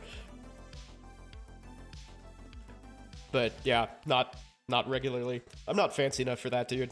No way. No way am I fancy enough for that.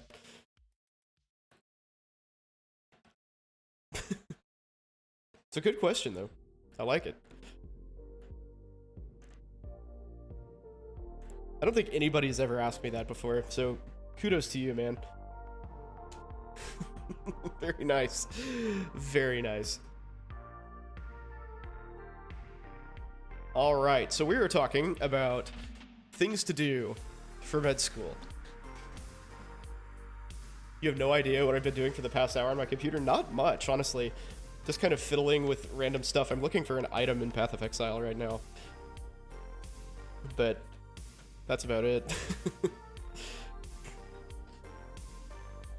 I'm actually, like, focusing a lot more on this talk than I thought I was going to. It's good. You guys have good questions, so I appreciate that.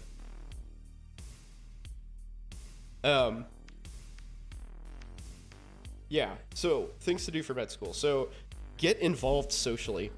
That's a big one. Like, we had a bunch of like school start sort of mixers and parties and whatever with especially with the upperclassmen, and they were all very, very helpful and good contacts, and they're like cool people too. You know, there's a lot of common ground there. So if you can connect with them, that's awesome. Like, do it. Yeah, I highly recommend going to all the school functions that you can, and just get involved, make friends, because these people are going to be with you thick and thin, and they can be very valuable resources for you and very valuable support. So get lit, yes. If there's a formal event but you don't have a date, what do? You go. You go with your friends, brother. Go hang out. That was me for pretty much all of med school, man. I had a long distance girlfriend my second year for almost a year, and I met my wife my last year. And like, that's the only time I ever brought a date. We were always just like going in groups. It was just go have fun, dude. Nobody gives a shit. You gotta blow off steam. You have to. You have to release. You have to, like, you know, unpack all of that mental baggage that you build up. How do I make long distance work? I didn't. I didn't. So in my particular, a lot of social events in med school, yeah, quite a few actually. They make a point of that. You know, like the school is actually very good about understanding that that's a necessity. It is very important that you get to go out and blow off steam. Very important. Let's see. So I'm overseeing the OR as an emergency occurs. Do you and the CRNA or AA work it together to fix it, or they just kind of step back and let you do your thing? Depends. Yeah, it depends on the emergency. Most of the time, they're in there triaging it, like, before I get a call. You know, so they're like, oh, this really bad shit's happening. I'm doing this. Please come to the room right now. So yeah. Do CRNAs and AAs handle code blues in the hospital outside of the ORs? Not at our facility. So we actually are not involved in codes. Like, we, as the anesthesia department, are not involved in codes unless specifically asked to be, which is fucking phenomenal. That is such a huge quality of life thing. So that is hospital dependent. So yeah, long distance work. The only reason that it worked as well as it did, for me, was I did not go to class. I studied on my own and did practice questions. So that's really the only way that I had the ability to do that, frankly. Oh, shit. But yeah, it just kind of fizzled out. She was in med school too, so, you know, we were just both super busy, and she was in Nashville, so that's about a 5-hour drive, so it's just difficult to, you know, make that stick. So we didn't. It's all good. But yeah, how do you have time to date? It's hard, honestly. It is a challenge, but worth it, and can be done for sure. Because nobody else, again, is gonna really understand like what you're going through any better than another med student would, for sure. Like, it's a good match. It's a really good match to be with another med student, and then ultimately like another physician.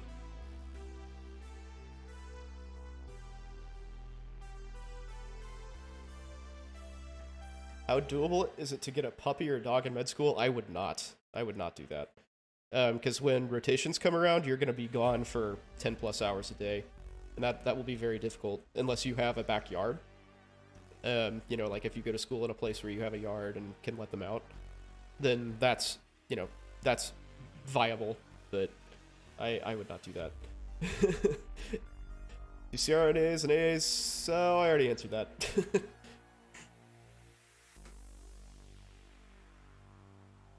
Yeah, it's just challenging to like take care of anything else. So like having a kid, having a dog, you know, whatever. It's all kind of a bad idea, frankly. Why is life not fair?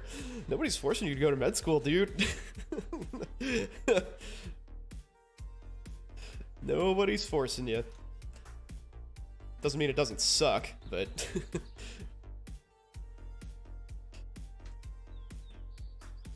you're forcing yourself, yeah. I mean, It's a very rewarding career, dude. No question. My friend has a snake since they're low maintenance. Yeah, well, fair enough. I heard a terrifying story about somebody's snake, like, snuggling with them in bed. And they were like, oh, it's so cute. And then somebody was like, because it's a big, like, big-ass constrictor of some kind. And somebody was like, it's trying to eat you. It's sizing you up to eat you. It's not snuggling. It is literally going to eat you. I must have time to gather my will. Yeah, so that's horrible in so many ways.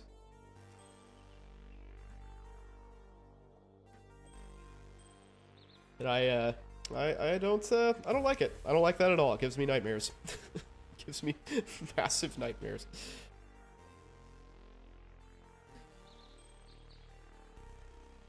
It's only snuggling until the python doesn't know the safe word. Yeah, how do you have a safe word with a python? That seems like a big problem. Settle down, get married, you want a puppy? There you go, somebody else to take care of the puppy. Now, that's the big brain play. 5-head, man. I like it. I like where this is going. Nicely done. Oh, God.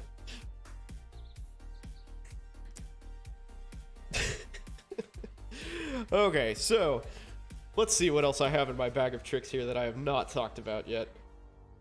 Oh, books. Dude, books. Your school is going to tell you textbooks are required, okay? I hope to God this has changed since I have been there. But, man, don't buy textbooks. That is such a massive waste of your time and money. I mean, it is just like... They're so antiquated, and the information is so, like, sparse. Is it really? Yeah, it's terrible. Don't buy textbooks, man. Like, get practice questions, get a few trusted review sources, and that's it. You know, you don't need to read textbooks. They are incredibly difficult to get through, and there's so much information that you will never, ever need. I mean, honestly, like, being frank with you, the talking points that you'll be tested on a lot, like, there's a lot of buzzwords and stuff. Most of those you don't need. So if the, like, key point stuff is useless, what do you think all of the, like, little trivia that they throw into, you know, 1,500-page textbook is gonna do for you? You realize that you'd never seen a black fetus illustrated? Oh, you mean like African-American fetus? Okay. I was thinking like black, like pickled fetus. That's like, Can't you find the PDFs too if you really wanted? Yeah, probably. Yeah, just search for whatever you want. I don't know. Yeah, pickled fetus. It's gross. Do I use Anki? I never knew what Anki was. So for my practice questions, I used UWorld, and then for anesthesia, I used TrueLearn, which is very similar to UWorld. Very high quality practice questions. I don't know if TrueLearn has pre-med or med school stuff. I think they do, but I mean, it's totally worth it. And I think those are like $200 to $300 per 6 months, something like that. So not like entirely cost-free, but they're so much higher yield than buying books, and they're way cheaper still. You want that to be your username? I feel like I've missed an opportunity here to really crush this username game. Oh man, good times. Only the best discussions here. So yeah, all of the texts that they want you to get are trash, except a dissector. I would get a couple dissectors, actually. Hold that thought.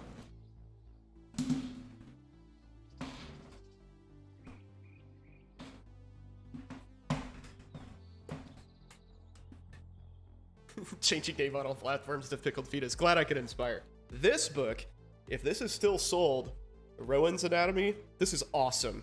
This is the coolest freaking book ever. I'm probably violating some sort of, like, you know, copyright law or whatever, but here, check this shit out. You see this? Here, I'm gonna fiddle with this a little bit.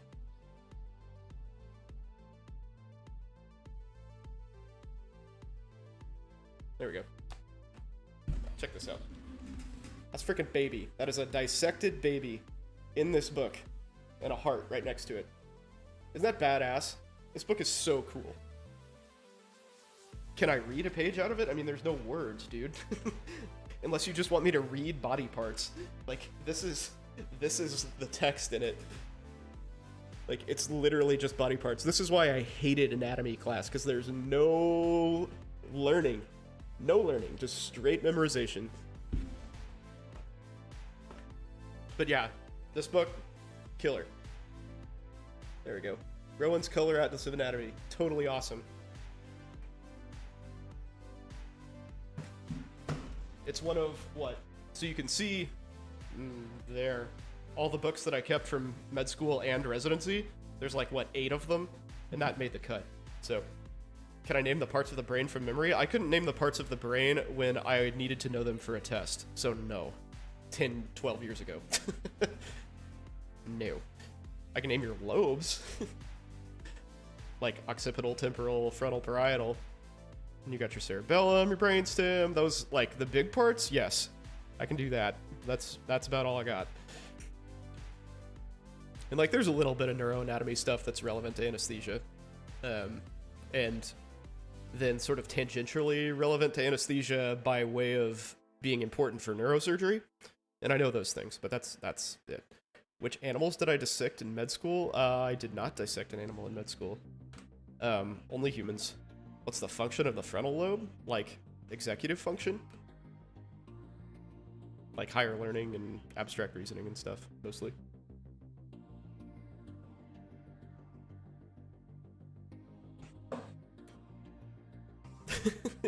I don't use it very often. It's not my most used lobe. But that's okay. we ignore that.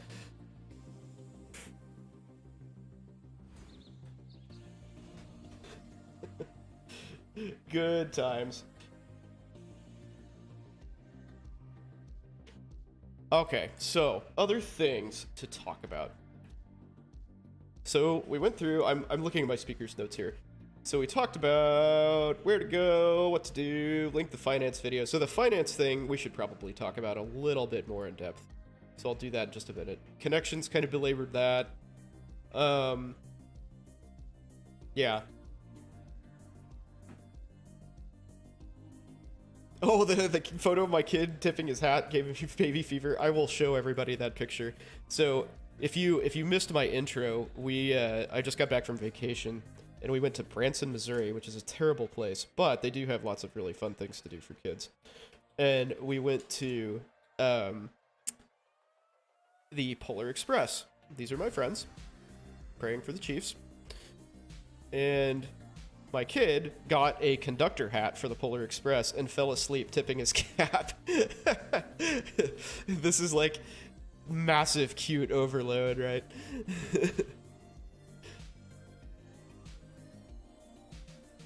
So yeah, there's a little peek into my personal life. Good times. So, finance. Again, I highly recommend you guys watch that video that I linked. A lot of you guys who are regulars were here for that, actually, so you don't really need to, but it's very useful. And like I said, there's the opinion of another general surgeon who I think has been out a little longer than I have. And we're pretty much on the same page. So it's very important that you consider that basically no matter what you do, you're gonna have 6 figures of debt, right? So make sure that you have a plan for that. And that doesn't mean get a job as a doctor and pay it off, because that's bullshit. Like, yes, that's what you're gonna do, but how are you gonna do that? So we talked a little bit about, like, buying a house. You're hoping you get a full ride? You will totally get a full ride. Just about everybody does. Not. Yeah, so scholarships, not a viable way, unless you are, like, the best applicant ever. Not something that you can expect to help you out during med school in any capacity. So you're just going to be paying for it out of pocket, basically. And that's just how it goes. So, again, have a plan. So, unfortunately, there's not a whole lot of ways to get around it. A lot of the time, you're going to be stuck taking out federal loans. MD PhD, I mean, hey, that is one way. If you're interested in research, go for it, dude. So other ways, military, not a good option in my opinion, but it does pay for school. I discuss why in the finance talk. Basically, it's a huge long-term money sink. Like, you cost yourself like literally $1 million if you're doing something other than primary care. But it is an option if you're that debt averse. I mentioned building some equity in yourself by owning a house during med school. That is an option. Then there are also things like underserved community scholarships, where you can agree to serve either in a rural or underserved urban location, and the school will either comp your tuition or subsidize you a fair bit to do that in exchange for a contract where you work X amount of years in some designated location. That is a very common thing to do. Also a very useful thing to do. But yeah, MD PhD, hell no. Yeah, MD PhD is a long haul, man. And again, a very high opportunity cost, right? Because you essentially cost yourself 3 or 4 years of physician's salary in doing that, right? Yeah, so opportunity cost is something that many med students do not consider at all. I didn't consider it. You know, at this point, like, once you're accepted, you have to consider every single year as though it's worth like $300,000 to you, right? So all of your time becomes very, very valuable. Do you have to live in the rural area, or do you only have to serve? That is an excellent question. It depends. In Arkansas, for their rural practice program, you had to live in a rural community. I don't know that you necessarily had to live in the same rural community in which you worked, but you did have to live in a designated rural community. The house thing might be an option for you as you're taking 2 to 3 gap years and be working some. So for you, it will be very easy to get a down payment, because I'm presuming you've never owned a house, and you can get an FHA loan, which is 3% down.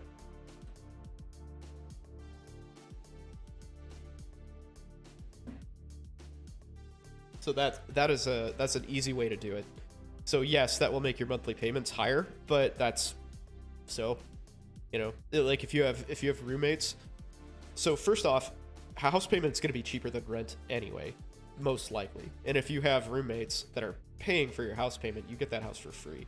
So it doesn't really matter what you're, or you make money. You might even make money. How do I know how much house you can afford in med school? You talk to a realtor and see what they can set up for you. Do not talk to me, because I don't know shit about finance. Like the details of it and like how lenders function and stuff. Like you contact or contact a bank. You can contact a lending bank and be like, hey, I'm looking to buy a house. What can we do? A realtor's probably a better bet though, because they'll know, they'll have all those connections and like know what to do. So that's a good option. You know, you start building equity in yourself is very important. How much should you budget for housing? I mean, in location dependent, right? All schools will have a certain amount that they will allow you to take out for cost of living. Sometimes it's not enough. Like with Arkansas, it was definitely not enough. Sorry. Hold on 1 second.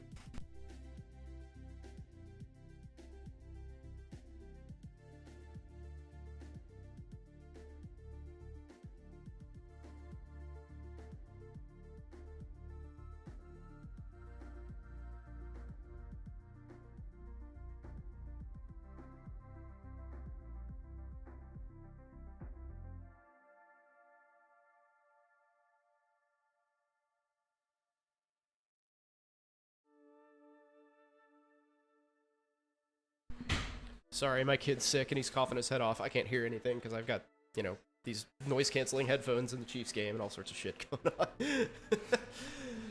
on. How much did they allot me? I don't remember. But I ended up taking out federal loans at a very generous and not at all predatory 8.5%. So, yeah. They kind of screw you. We did get extra cost of living. Could I give a guesstimate? Man, I honestly I have no idea. I want to say it was maybe like $6,000 or $7,000 for a year. It was not much. Like nowhere near as much as I even needed to live in Arkansas. Cause like my share of the rent, yeah, per year, it was bad. Yeah, it was really bad. Like so my share of the rent was $400. And I don't remember what utilities were, maybe $200 a month or something, my share. So yeah, so like $500 a month, right? Yeah, so I had to take out federal loans. The pound me in the ass federal loans. That's terrible. Absolutely terrible, man. Yeah, it's way low. But yeah, again, it's school dependent. It's just totally dependent on what they feel like offering you. So again, knowing that you're going to have these sorts of issues, unless you are a financial genius or like have some sort of financial savvy that I definitely did not and do not have, I recommend getting a financial planner, like a financial advisor on board, like as soon as you graduate, from residency specifically, but like be in touch with one, and like don't start investing and just say like, hey, you know, have a meeting and be like, what sorts of things do I need to do? Because they'll get you set up with like some tax sheltered stuff that you can maybe start putting money in, and I hope your school has all the dough. I do too. Me too, man. Do med schools typically have financial advisor type people in their school? No, that is a glaring oversight that med schools and residencies suffer from. They are very, very bad about teaching you how to function in the real world. In my opinion, it's actually pretty bad. Got a network outside of med school and in med school? Yeah, you do. Yep. And you know, sometimes that's easier than others. I'm graduating debt free for my bachelor's. Oh, well, good for you, man. Yeah, I carried a nice $100,000 of debt from my bachelor's into med school, so that did not help my cause at all. That was really crappy. But yeah, definitely, I mean, you're definitely a leg up. That's huge. Good for you. Yeah, that will make your life much easier, because basically during residency, you just have to eat the interest. Like, there's no way, you won't make enough money to pay your interest after med school. I didn't. I actually could not make my interest payment with the money that I took home from residency. So, don't bother. On that note, there is a program, and I forgot what it's called, but there's a program that essentially allows you to make a minimum monthly payment for 10 years, and you will have your loans forgiven. Do not do that. And here's why. So theoretically, that will save you a lot of money, right? So here's the rub. So if you miss one payment, you're done. You can't be late, ever. Unless they've changed things. You cannot be late. If you are late with one payment, the deal's off, right? The minimum payment is like $1,200. My take-home pay in residency was like $3,000. So even though you're making a quote minimum payment, you're still putting like a third to a half of your income towards this minimum payment, right? That is not worth it. Absolutely not freaking worth it. Like, you are not going to have a lot of free time in residency, and you want to be able to not have to like worry about all of the shit that residency brings with it, in addition to finance. Like, do not add that kind of stress to your life. So for the minimum payment, could you pay that all at once? I mean, you could, I guess. Oh, you mean if like for whatever reason you had 10 years of income like just on you, could you do that? Yeah, I mean, I guess you could. I don't know. I think it's all about like continuous payment though. I think you actually have to make the monthly payments for 10 years. Yeah, actually I don't think you can, now that I'm thinking more about it. I think it's more about consistent payment.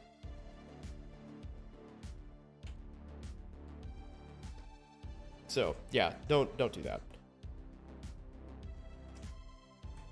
That could be an option for you then. I mean, it's a thought, but basically, I would say if you're gonna think about doing that, I would just pay for your cost of living out of pocket instead of going over the cap. And that will save you the vast majority of your high interest loans. What programs could I recommend? What do you mean? What programs? Like, what kind of programs are you talking about?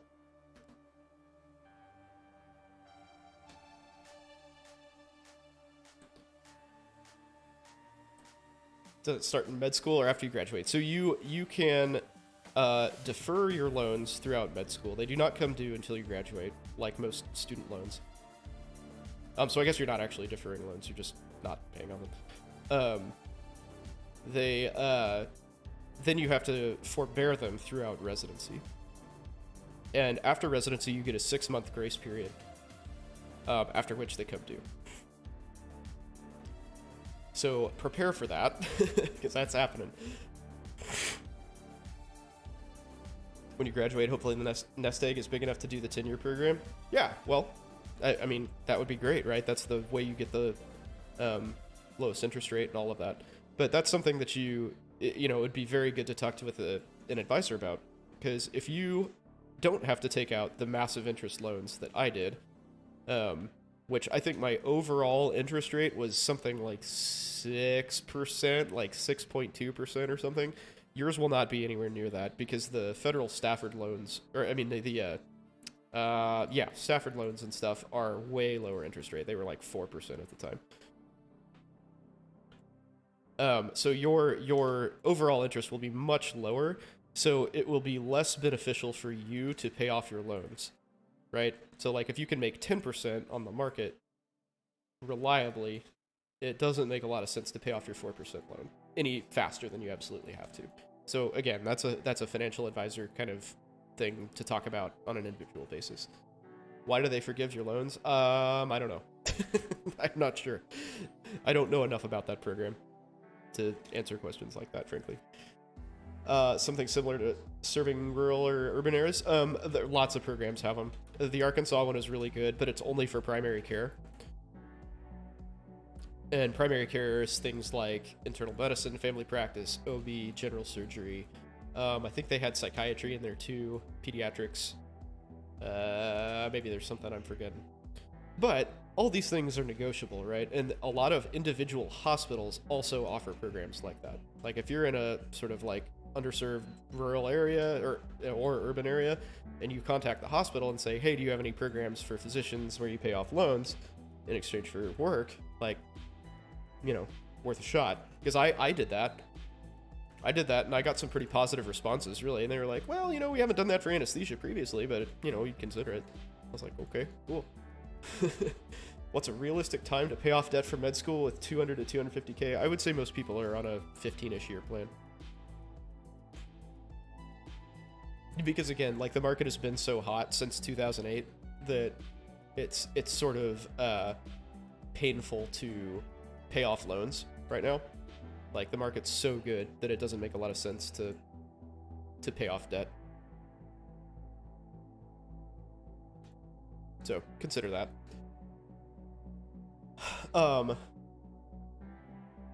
That's what you're looking into, primary care? Yeah, primary care is a terrifying thing to go into right now, in my opinion.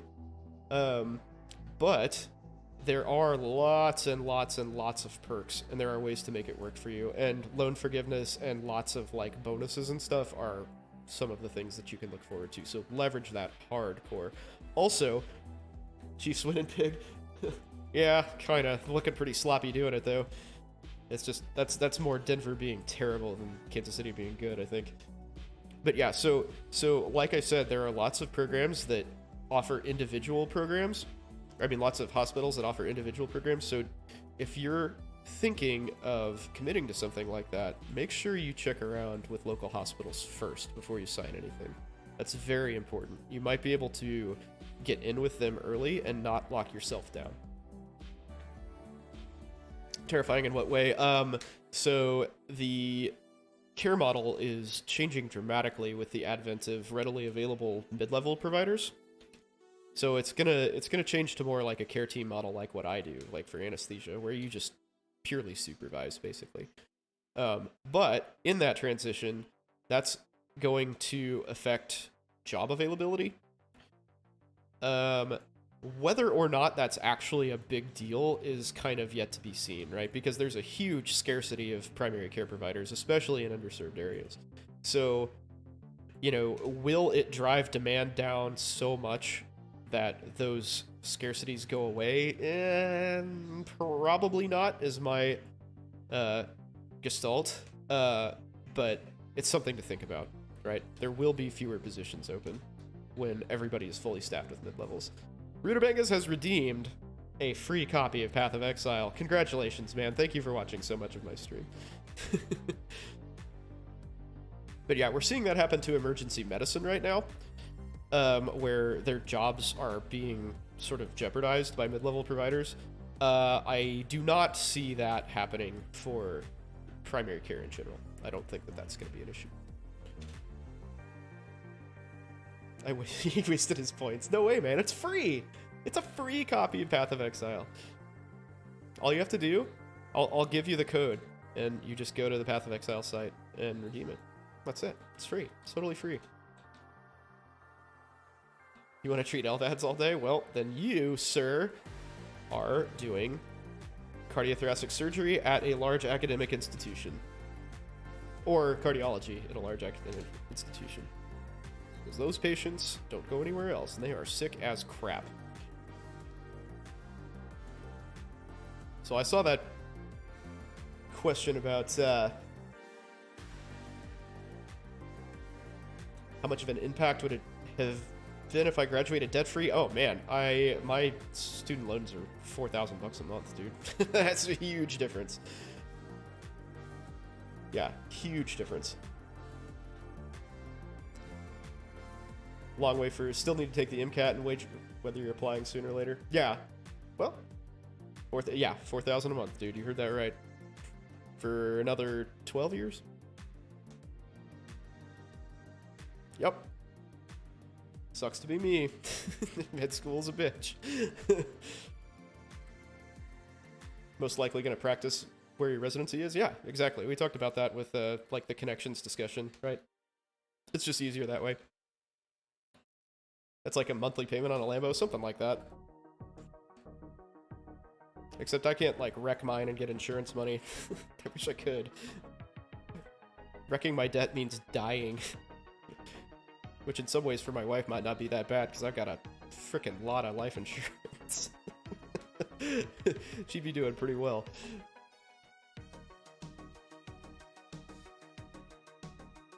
I mean, if nobody's competing for it, that's balls in your court, man, right? That's heavy negotiating leverage. So that's a good thing. And that's another thing to consider, you know, constantly, like, I recommend going into med school with an open mind, like, after you get accepted, but it never hurts to sort of have an idea of where you're going. Did my family help me with loans? No. My parents are teachers. They're art teachers. I didn't want them to help me with loans anyway. Like, because I was like, well, I'm going to be making a lot of money down the line. Like, why would you do this now? You want to be in a big metro? Well, I mean, you can transition easily. Primary care, I really don't think primary care is going to be, like, is going to have much of a problem. Like, I think there's enough of a shortage right now that it's always going to be fine. But you don't know that, right? Like I said, emergency docs are kind of taking it in the shorts right now because of the mid-levels, like, coming on strong. So I would not have thought that ER would have that problem either, but I think the shortage of primary docs is bigger than that. Yeah, the shortage is in rural areas, mostly. Yeah, you're correct. But it's everywhere. Don't tell her that, she might start plotting. She is well aware. She is well aware of what my life insurance looks like. Where was that? Somebody asked something about pediatric anesthesia. Oh, yeah, so it's a lot scarier, basically. The difference between pediatric anesthesia and adults is, so kids compensate really well, and they fall off a cliff. So they're like, fine, and then their compensatory mechanisms give out, and they die. It's terrifying. Especially in the, like, little teeny babies, like the preemie babies. They are so fragile. It is just unbelievably scary to deal with them. If I end up missing, we'll know who it was. Don't tell anybody, then she won't get the life insurance, dude. Come on. You gotta play this game better than that. I mean, you can know who it was, that's fine, but, you know, don't say anything. It's not cool.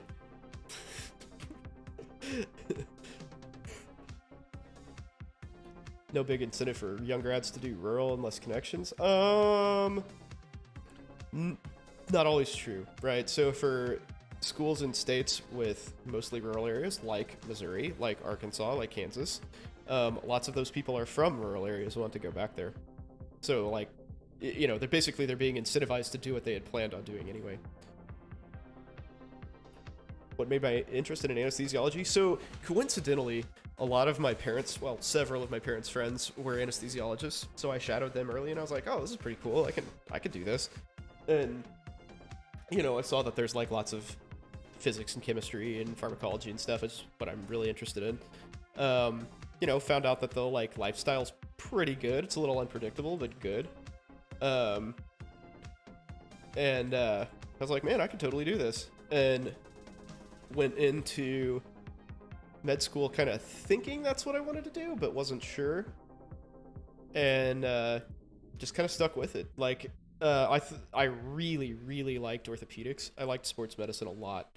And kind of considered jumping anesthesia ship for that, but you know, ultimately it's just too good of a combo of like all the things that I wanted. It's like intense in all the right ways, and yeah, I just couldn't get away from it. What do I do in anesthesiology?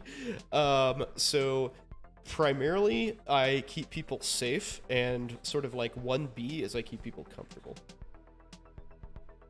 That's the easiest way of describing it. But what that involves is reviewing, you know, each person's medical history, coming up with some sort of plan, you know, as to how not to kill them. Which sometimes is not all that easy. Would I want my kid to go into medicine? No. No, I would not. There's much easier ways to get through life and have a good career and stuff without going through all the shit that medicine requires, frankly. So yeah, I would not. I wouldn't dissuade him from it. Like, I wouldn't push him away from doing that, but I certainly wouldn't recommend it.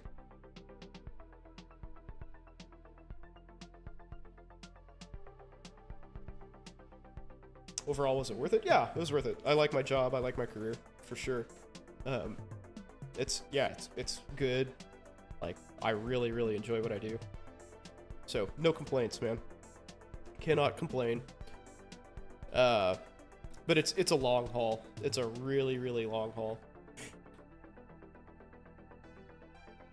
If you didn't get in, maybe it's better, less burnout. Yeah, I mean, there is really high burnout, right? And there's a lot of dissatisfaction in medicine.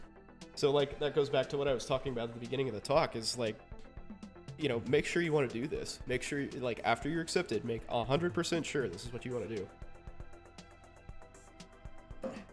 Because sometimes it's not.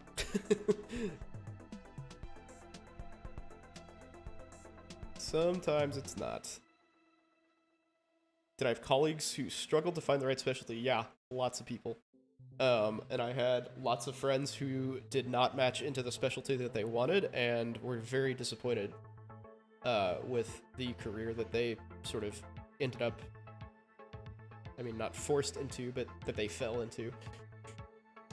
So yeah, that happens. That definitely happens. Med schools can act tough all they want, but they're not gonna scare you away. That's cool, man. What's plan B if you don't want to get into the program you want? There's not really one, unfortunately. Like, if you, the people I'm thinking about were gunning for orthopedics and they got into family medicine. Like, they applied family med as backup and that's what they matched into. Yeah, oof. Big old oof. So, it's tough, man. That's real tough. I don't know. I don't know what you do. At least they work 9 to 5. Yeah, no, I mean, there's definitely ways to, like, make family medicine like a really good job. You know, you can have great hours, make a, you know, pretty good amount of money. Like, you can beat the curve, and life is good, right? But can you apply it at just one specialty? You can apply it to as many. When's optimal to know which specialty you want to get into? I mean, I don't think most people have like a good, concrete, I want to do this for sure sort of idea until they actually do it. So like third year med school. Unfortunately, for competitive specialties, that's usually not soon enough, and you kind of have to like get your feet wet into like research and connections and stuff before that. I mean, that's not like a necessity, but it definitely helps a lot. Why did they apply to family as a backup? Because if you go totally unmatched, it's really stressful and difficult to get a position somewhere that you want. Ortho has high burnout. Yeah, I think most surgery does. Surgical specialties in general are pretty high intensity. So yeah, they all have pretty high burnout, which sucks. But how's anesthesia burnout? Pretty good, I think. I mean, it's a weird profession, right? Like, there's a whole bunch of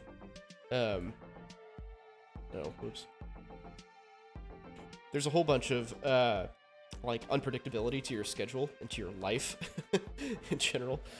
But it's easy to manage because your lifestyle in general is good enough to compensate for that. Like, if you go into, what year do you start your rotations? Third year med school. Usually. There are some programs that are like 1.5 year of preclinical, and so then you start after 1.5 years. But yeah, so like if you go get slapped down on call in anesthesia, which is always a possibility, then it's you're sort of compensated for that with like time off and the fact that you're off the next day and your other days will be short. Like, take me in particular. So we have a lot of call. We're on call on average Q7, but when we're working, it's like every 3.5 to 4 days. So that's a lot of call, and it's 24-hour call. For me, it's in-house call because I live like 25 minutes from the hospital, so I'm too far away. That sucks. And if you get rocked on call, like, you're just eating it. You're the only one in the hospital for 24 hours, so you just deal with it as much as you can. And I mean, there's an anesthetist there too, but like, you're the only doc there.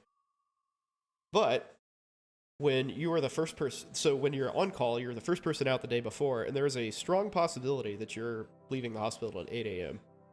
or even earlier sometimes. So like, you have a 1-hour workday. And we have 10 weeks of vacation too, so it's good. But yeah, very unpredictable. You can make it more predictable by taking a pay cut and doing like surgery center kind of stuff, but it's that's just personal choice. I prefer the money at this point. So I'm thinking derm right now, but it's very competitive. Also haven't had really any experience. Yeah, I mean, derm is awesome, dude. Derm is a great lifestyle profession if you can get into it. Like, no emergencies to speak of. Always office hours. Huge upside potential for income. I mean, you can crack 7 figures, no problem, if you do it right. Like, it's a good deal. Residency is even like fairly chill because of the no emergency thing. And nobody consults derm. Like, nobody gives a shit. Like, somebody has a skin rash, like, unless it's real bad, unless it's like Stevens-Johnson syndrome or something, you don't involve derm. Best way to get familiarized with certain specialties before third year. Shadowing, I guess. It's a lot of schools will have you kind of like dip your toes in and get involved that way. But shadowing is probably the most reliable to like target a specialty. Am I able to sleep on 24-hour call? Yeah, I usually sleep. We typically only get called like once or twice, and usually when we do, it's for a labor epidural, which is like a 20-minute thing. And the sleep rooms in the hospital are on the OB floor, so I just like walk down the hall and do it. It's no big deal. Do I know any colleagues that did fellowship? Only one of my colleagues did a fellowship. He did he was the DO badass that I referenced earlier. He did a cardiothoracic fellowship at Texas Heart. Yeah, he's intense. He's an awesome guy, but he's like fucking good at his job, man. How did they handle it financially? Well, so a lot of the fellowships for anesthesia are like value-added fellowships, right? Like, so he's not making more money than I am, but he's way more employable, and could potentially be making more money if he went to a place that was like desperate enough for a cardiac anesthesiologist. So when and his wife is a doctor, I'm not sure if she was out of school when he did fellowship or what. I don't know the timeline. But when you're already kind of in that mode of, you're making $50,000 to $60,000 a year for getting your ass handed to you, it's much easier to stay there than it is to like get out of that and go back. Have I ever missed call? No, I haven't actually. I know several people who have. Imagine doing rural medicine cardio anesthesiology. Yeah, I mean, that doesn't really exist. We're like, frankly, our hospital is about as close to that as it gets. Like most rural hospitals do not have cardiac programs, and we're sort of on the very edge of an urban area, and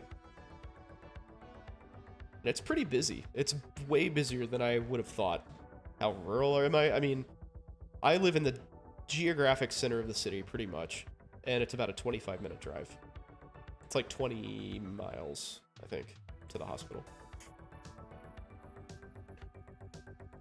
So there are some like developments past the hospital that are like, I guess, technically part of the Kansas City metro area, but they're not many.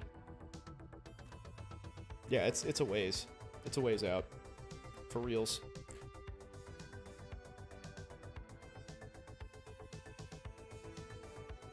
It is a ways out.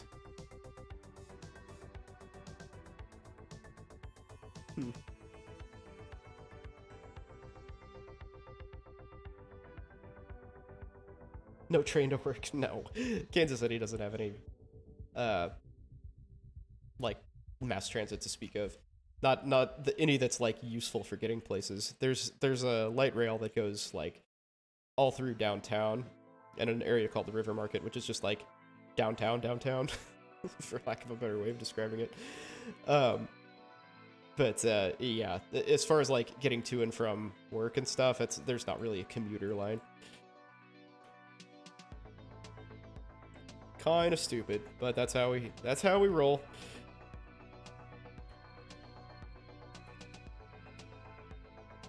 Well, one of these days we'll get with the program, or at least that's what I tell myself. I don't know if that'll actually happen, but we'll see. We shall see. Is there an Amtrak? There is, but it doesn't really connect anything useful. How many weeks and months are each shadowing? I mean, it just totally depends. Like, if you get in league with somebody who's cool and will, like, take the time to show you around whenever you want, then as long as you want, right?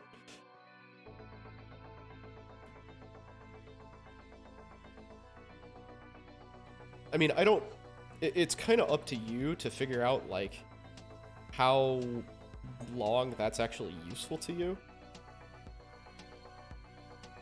Because it's entirely possible that, like, shadowing is not going to be something that you want to do more than, like 3 or 4 times. Shadowing's tough with COVID? Not really. I think most of the, like, restrictions on COVID are pretty much gone at this point. Like, I know they're slackened. They're slackened to the point where you would be able to get in without too much problem, I think. I wouldn't worry about that too much.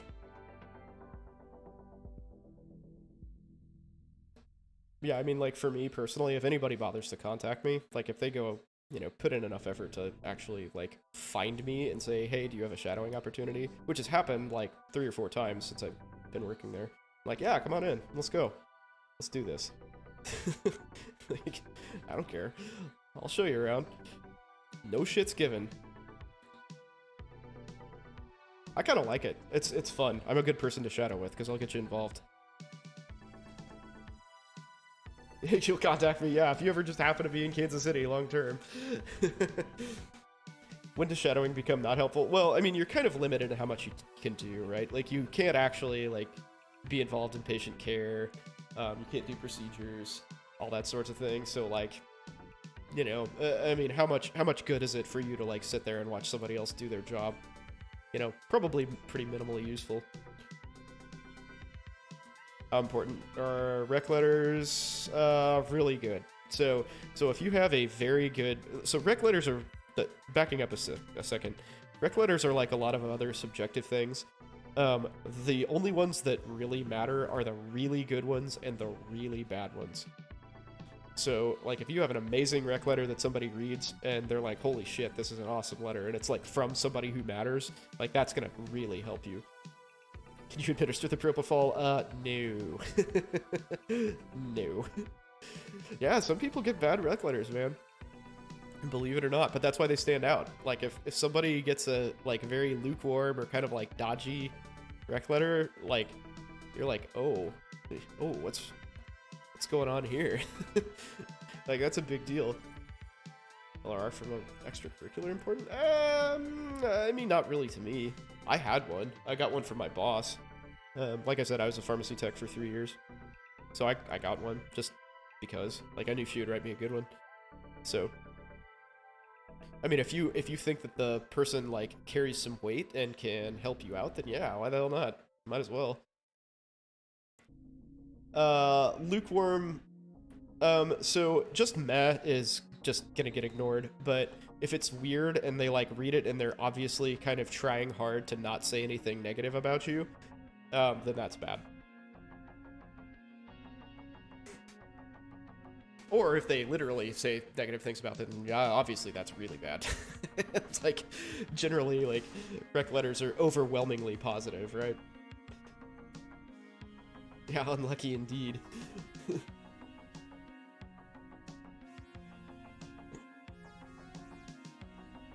Yeah, I mean, generally, like, that's not gonna happen. But that's why they're eye-opening when, you know, those do cross your desk and you're like, oh shit. That's real bad.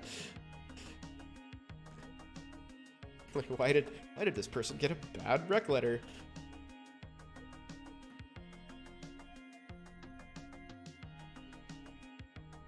Am I familiar with the claim that birth control causes mental illness? I am not. I remember there was a girl who got kicked out of your OChem class and asked the professor for a letter of rec. Wow, that's balls of steel. How did that work out for her? I would not do that. That sounds like a really bad idea. For many reasons. Taking classes and don't know where to go for rec letters? Aside from a committee letter or shadowed doctors? So yeah, be careful with the shadowed doctors thing, because like I said, if you don't really know that person very well and you've only shadowed them like a couple times, how are they going to write you a useful letter? She got into farm school? Well, okay. Yeah, obviously didn't hurt her too bad. Oh, shoot. So, nowadays everyone gets into farm. Dude, I hear bad things about farm. Man, it sounds like retail pharmacy is real tough right now. That's a hard place to be.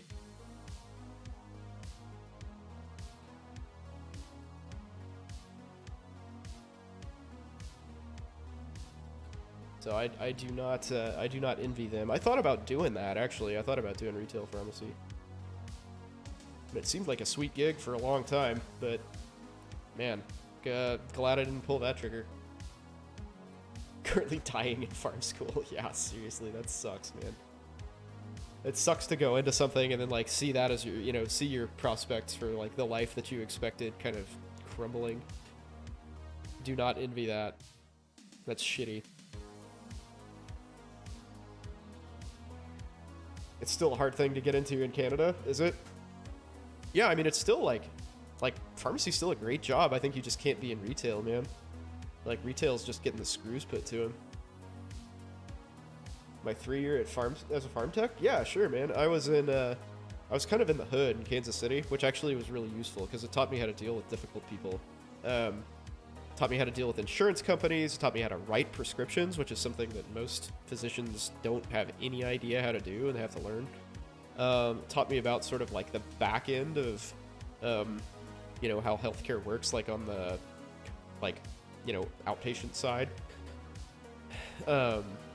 But mostly the like customer service and the pharmacology were the most useful parts of it. It was very, very useful.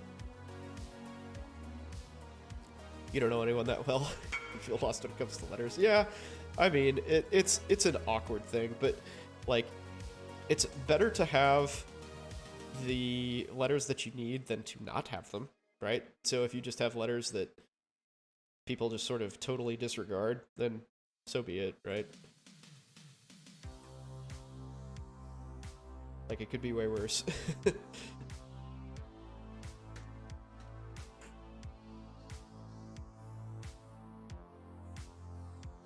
Hardly any jobs outside of retail? Oh no, Jesus.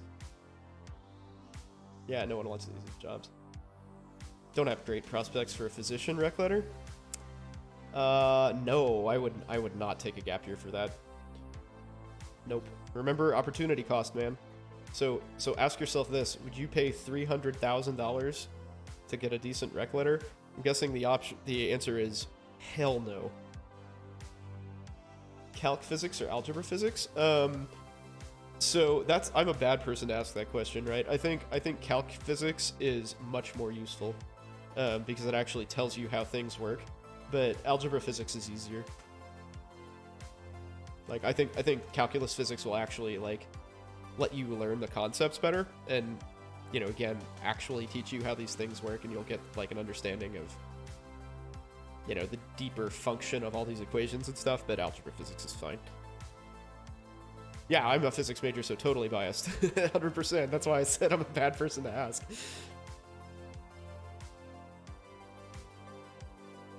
Very bad person to ask.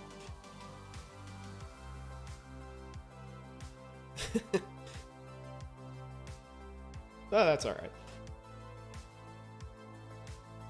Yeah, it's a good, physics, like, just taking physics is a good thing to do. Like, it's how the world around you functions. It's good to know those things.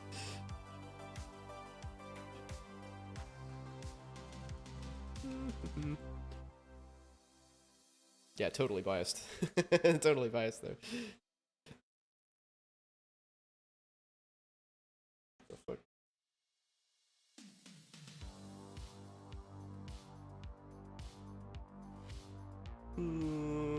What's going on here? How often is physics actually used in medicine? More than you think, actually. It's if you understand it and you expect to see it, it's used more often than you think.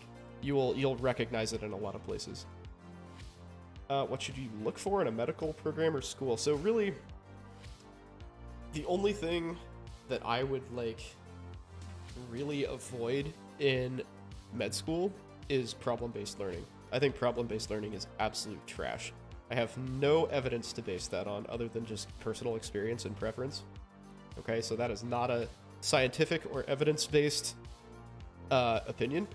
I just find it to be a giant waste of time because it's basically a weakest link situation, right? So if you have somebody in your group who doesn't get it and just wants to talk about like random shit and pour over, some like weird minutia and loses the forest for the trees, you're sunk and it's gonna suck for you. And the personality type that gets into med school has a lot of those people. Like it sort of favors that approach, honestly. I would avoid problem-based learning schools. Yeah, so it's basically like, it's sort of like they give you a prompt, and you have to like think your way through it. And the idea is that you use what you know to like piece together information about this situation. And so you have to like bounce ideas off your group and kind of think up things that might be the case for, in this case, the patient. So, to me, that's excruciating. It's like the exact opposite of how I prefer to learn.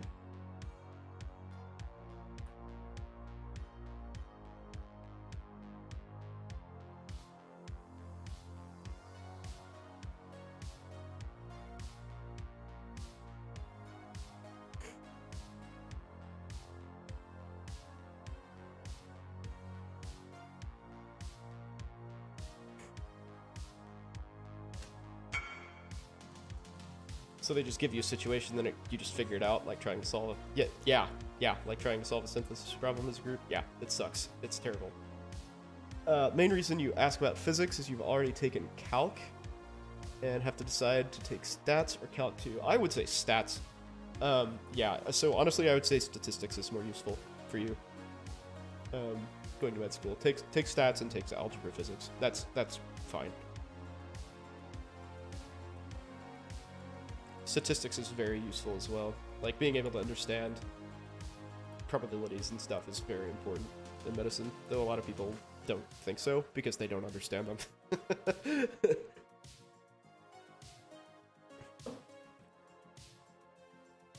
Yeah, problem-based learning, it sucks.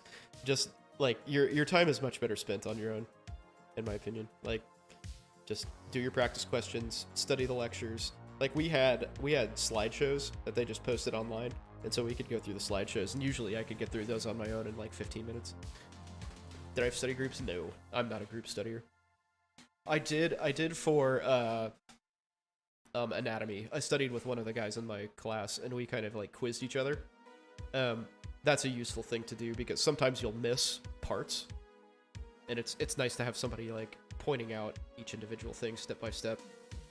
And it's also kind of cumbersome to like look back and forth between your dissection manual and like find the thing that you're looking for while, you know, somebody else could be finding it, and then like, you know, you're talking about whatever. It's easier to do teamwork for that. That's the only time in med school I ever studied in a group. It turns,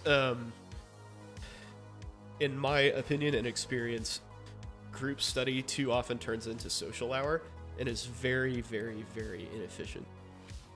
Like that.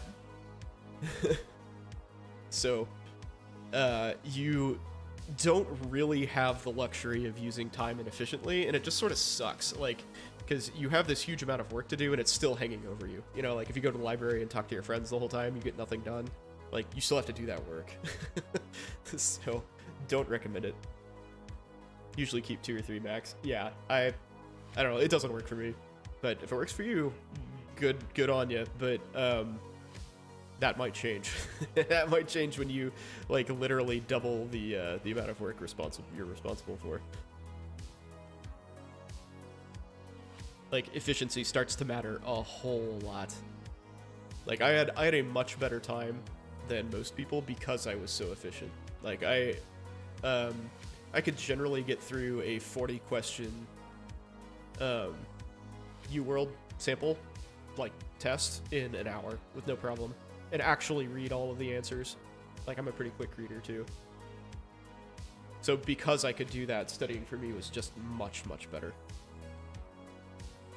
If you're a slow learner, take your time. I mean, there's not really a nice way to say it. You'll have to get less slow. You just have to like work on getting faster and more efficient. I mean, that's the honest truth. It matters to find a way to be efficient. Yeah, it totally does. I mean, and it'll make your life better. It's really a quality of life thing. Because if you can figure out how to push yourself and take in the same, 3 hours of information, like what would take you 3 hours now in 1 or even 2, that's an extra hour to do whatever, like dick around or study, and cram down some other information. It really behooves you to be efficient, and that will come to bear in residency, especially where you have to be able to synthesize information really quickly and like come up with a plan, a diagnosis, and all of this stuff for your patients, and then you have to write about it. You have to write notes about your patient, document all of the stuff that you're doing. So if you can't do that efficiently, your day is going to be terrible. Like I had an attending that was so slow that we had to see like his inefficiency bred further inefficiency. We had to go through the hospital to see patients that were going to get discharged because we were so slow that like the time to discharge them would pass if we did it in like an organized fashion. So we couldn't like see all the people in this floor. We'd have to see the one person on that floor that's going to go home, and then another person on another floor that's going to go home, where maybe we have 2 other people on those floors, but we can't get to them yet because we had to see the other ones. and we would round until like 7 p.m. It was insane. Whereas there are other attendings who would take that same census and be done in 2 hours. And they were kind of like taking their time. And that's how it should be, right? Like, it's the exact same amount of work. It's better patient care. It's better for you. You know, I mean, there's no excuse to be that inefficient. And it drags the whole operation down. And you will be miserable. You will be miserable for it. Believe me. So one thing that you can do is just constantly work on, like, personal improvement. It makes a big difference. If you, like, you know, if you're like, well, it took me, you know, 2 hours to get through this chapter. Maybe next time I'm going to try to do it in 1:45. And the next, you know, you try to do it in 1:35. And you just, like, keep trying to whittle it down. It will make a big difference in your life over time. Like, little bits of incremental change. It will make a really big difference. And, you know, again, ultimately it will make, like, it'll make your job easier. It'll make you have more free time. It'll make you happier. Taking the MCAT in May and starting study after New Year's. Okay. Already gotten a great idea of a study plan. Feel more excited than I ever have. Just want to crush it. Well, then go crush it, man. Do it. You're way ahead of the game. You've already got a study plan and you're pumped to do it. Like, hit that shit head on. Hell yeah. Good for you. You got plenty of time to study. 5 months is, or what, 4 months? 4 months is plenty. That's a ton of study time. You know, you have this resource, right? You're already in this Discord. Like, you're talking to me. You've got a huge leg up over most people. So, like, man, go kill that bitch. You're gonna do great. Plenty of time to prep for it. That's awesome. It's nice to see people who are a little more on top of it than I was. April 30th, yeah, still plenty of time. Plenty of time, guys. You are in great shape. How'd I do on the MCAT? I murdered it. I had a, like, I had a 35. I don't know what that is in the new score. It was like 95th percentile at the time. Like, I had a cheat code to the MCAT, though. I was a physics major, and I'm really good at, like, reading comprehension. So that's like 2 sections done right there that I didn't even have to study for. That's really the only reason I got into med school, because like I was saying earlier, my GPA was like a 3.1, so no shot. No shot just on that.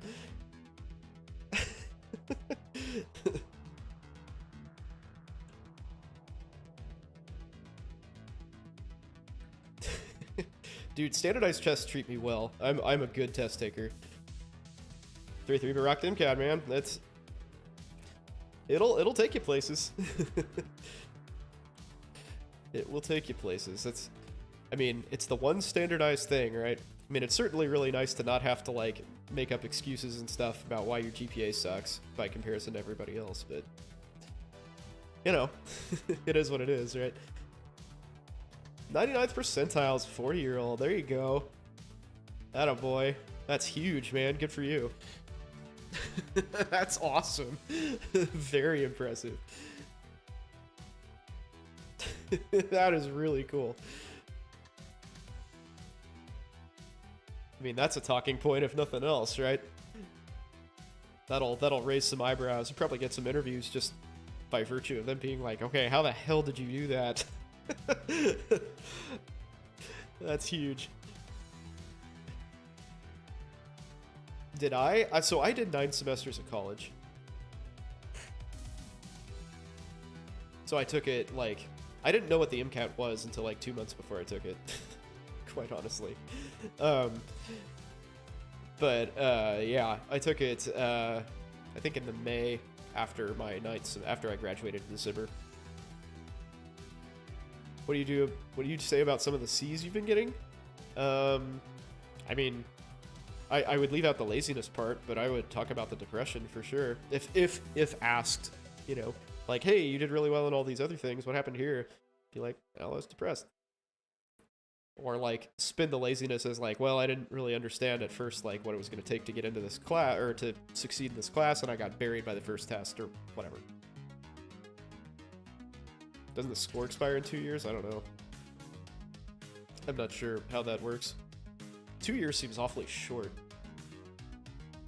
But I guess that's probably school dependent, right?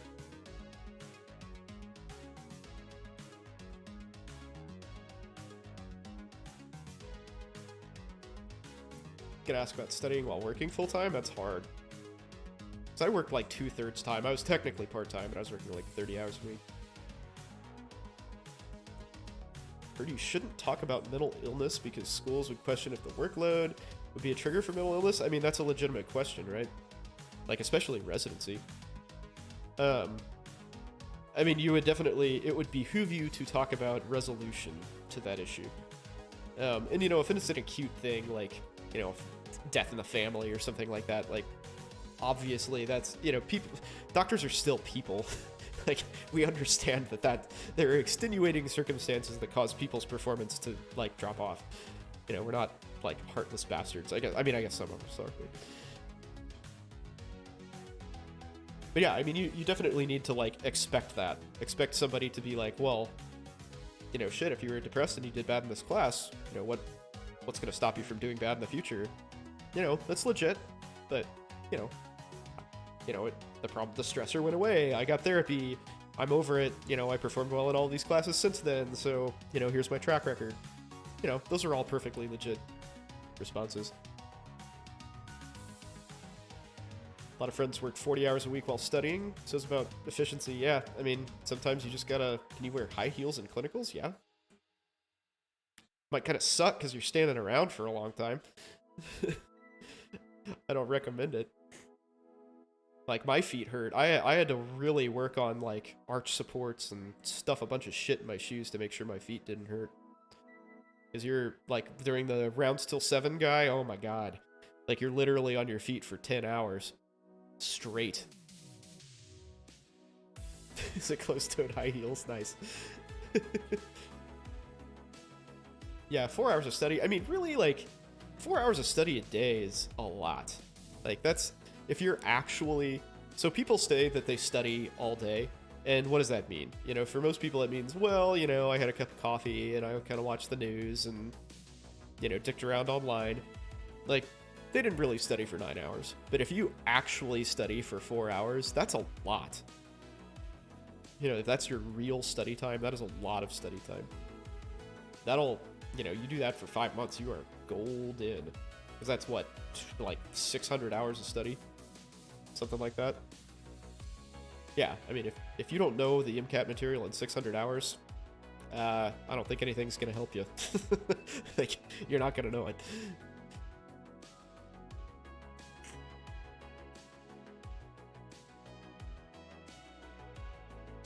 Got to be realistic with what you got and give yourself some slack. Yeah, for sure. Absolutely. How many hours should you study per day in med school?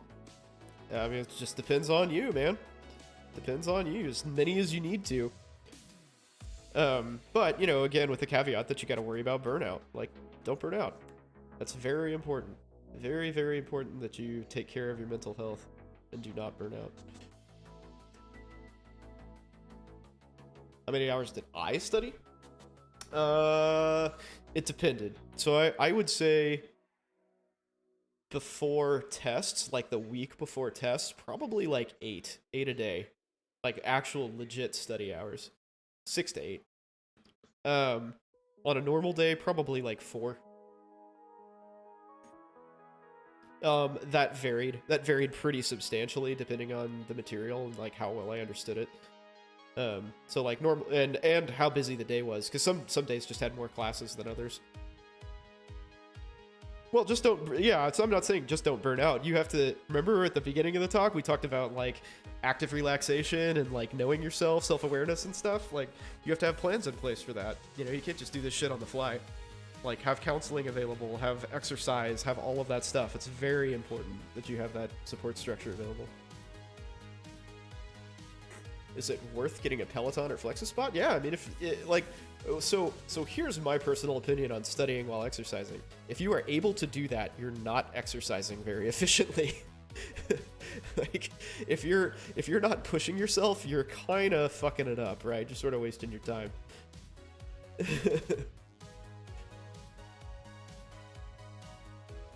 I mean, you can do that, like, if that floats your boat. But it seems like you're kind of like half-assing both things. Yeah, if you're gonna walk, if you walk super slow, like if you're just going for a walk, that's cool. But to me, it sort of defeats the purpose, right? Like, to me, exercise is like a way to disconnect and cleanse yourself of the, you know, like a mentally difficult experience that you've been putting yourself through. So I mean, if that works for you, by all means. But I do not recommend that. You watch Twitch while you treadmill? Are you treadmilling now?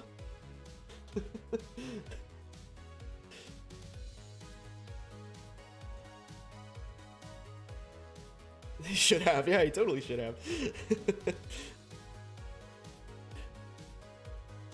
Yeah, it's just very important to exercise. What's that? It's just very important to take care of yourself, whatever that means to you. You know, I recommend active relaxation of some sort. But you know, whatever works for you. You have to weigh 350 pounds to meet the hungry fat chick. Do I do meditation? I do not. I used to do yoga, but I hurt my shoulder a few years back, and like then I had a kid, and like never really, because I did it with my wife, and like never. Wow, I just realized how that sounded. I did yoga with my wife prior to having a kid, and so it was like a thing that we did together, but like never got back into it. Kid should do yoga too. Dude, he does. My kid, like, here, look at this. So you get to watch my Instagram again. My kid is freaking ridiculous. Where is that? I have a video on here of him, like, basically bear crawling around my house. What the hell? Oh, maybe I deleted it. Oh no, here it is. He just does that. Like, that's like continuous. He just does that. Our house, you can go around in a circle, and he just does that all day freaking long. I had a kid. I know I totally did my wife. Laid that pipe real strong, man.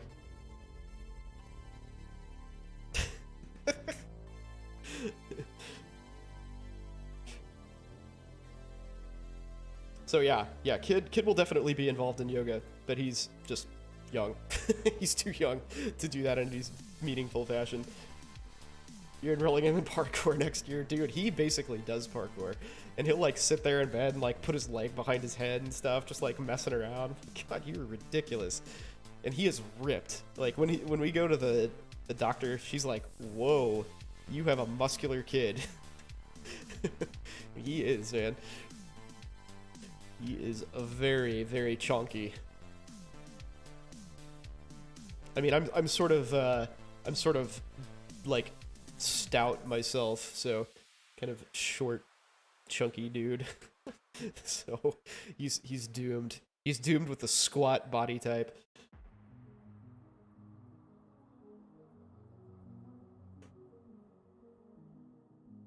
Must take after me. He probably looks more like my wife, actually. Like, facially looks more like my wife, but he walks exactly like I do. It's really weird. It's weird to watch. Hey, man, yeah, get back to... Dude, don't take away from studying your finals, damn it. Yeah. Good luck, man. Good luck on those. Thanks for joining me, man. Appreciate it.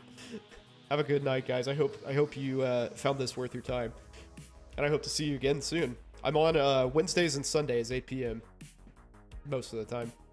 Call sort of gets in the way of that, but how do I walk? I don't know, kind of like a little bit like ass out, I guess, for lack of a better way to describe it.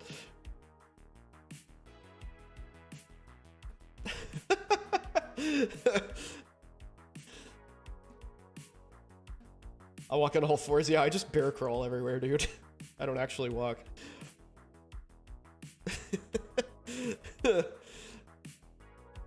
Oh, man. Good times.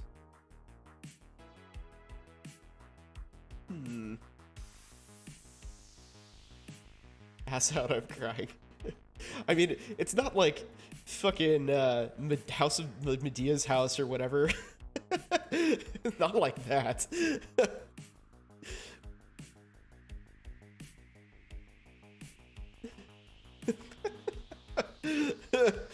Oh, God. You people kill me.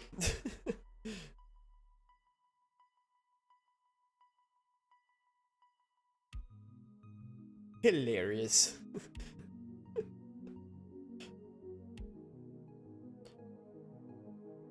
Oh, whoops.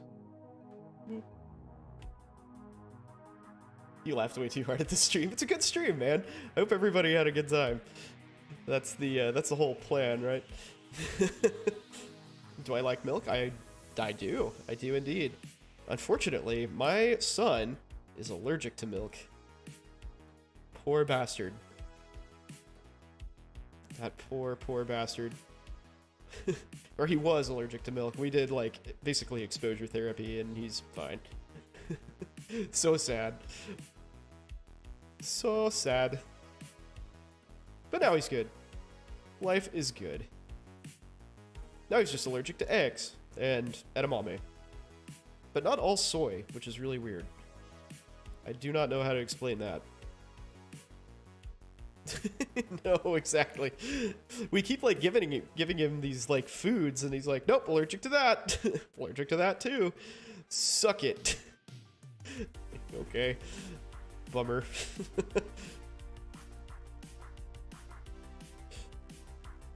No bread. No, we can have bread. That's the thing. It's like I don't really understand the soy allergy. It doesn't make any sense. Because like he can't have edamame at all. He like vomits and is like not violently ill, but definitely like doesn't feel good. But yeah, I don't get that. What would happen when there's no milk alternatives? He probably just wouldn't have milk, honestly, which we pretty much did for a long time. We did that for like a year and a half, which was not fun, by the way. Not fun at all.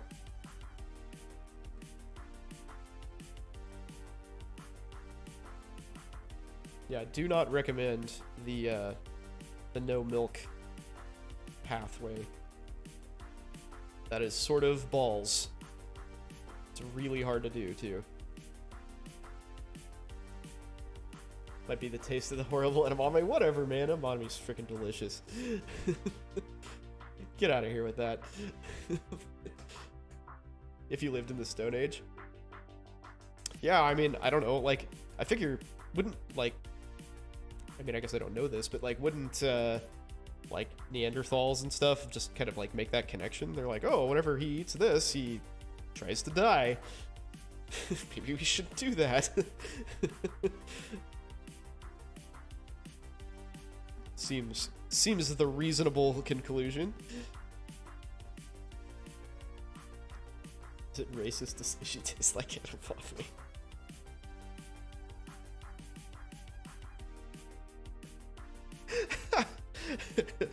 I mean, just spitting facts, right? Oh, man. Good times. You were allergic to cow milk and your mom had to use goat's milk? Yeah, it stinks. We tried that briefly, and then we were kind of like, wait, this is insane. We'll just use, like, vegetable-based milks. We used hemp milk. Hemp milk is apparently the highest fat and protein content of, like, milk alternatives, I guess you'd say. So we did that. And it's all good. Yeah, we're cool. All the weird shit people do to like try to like, you know, normalize things are amazing.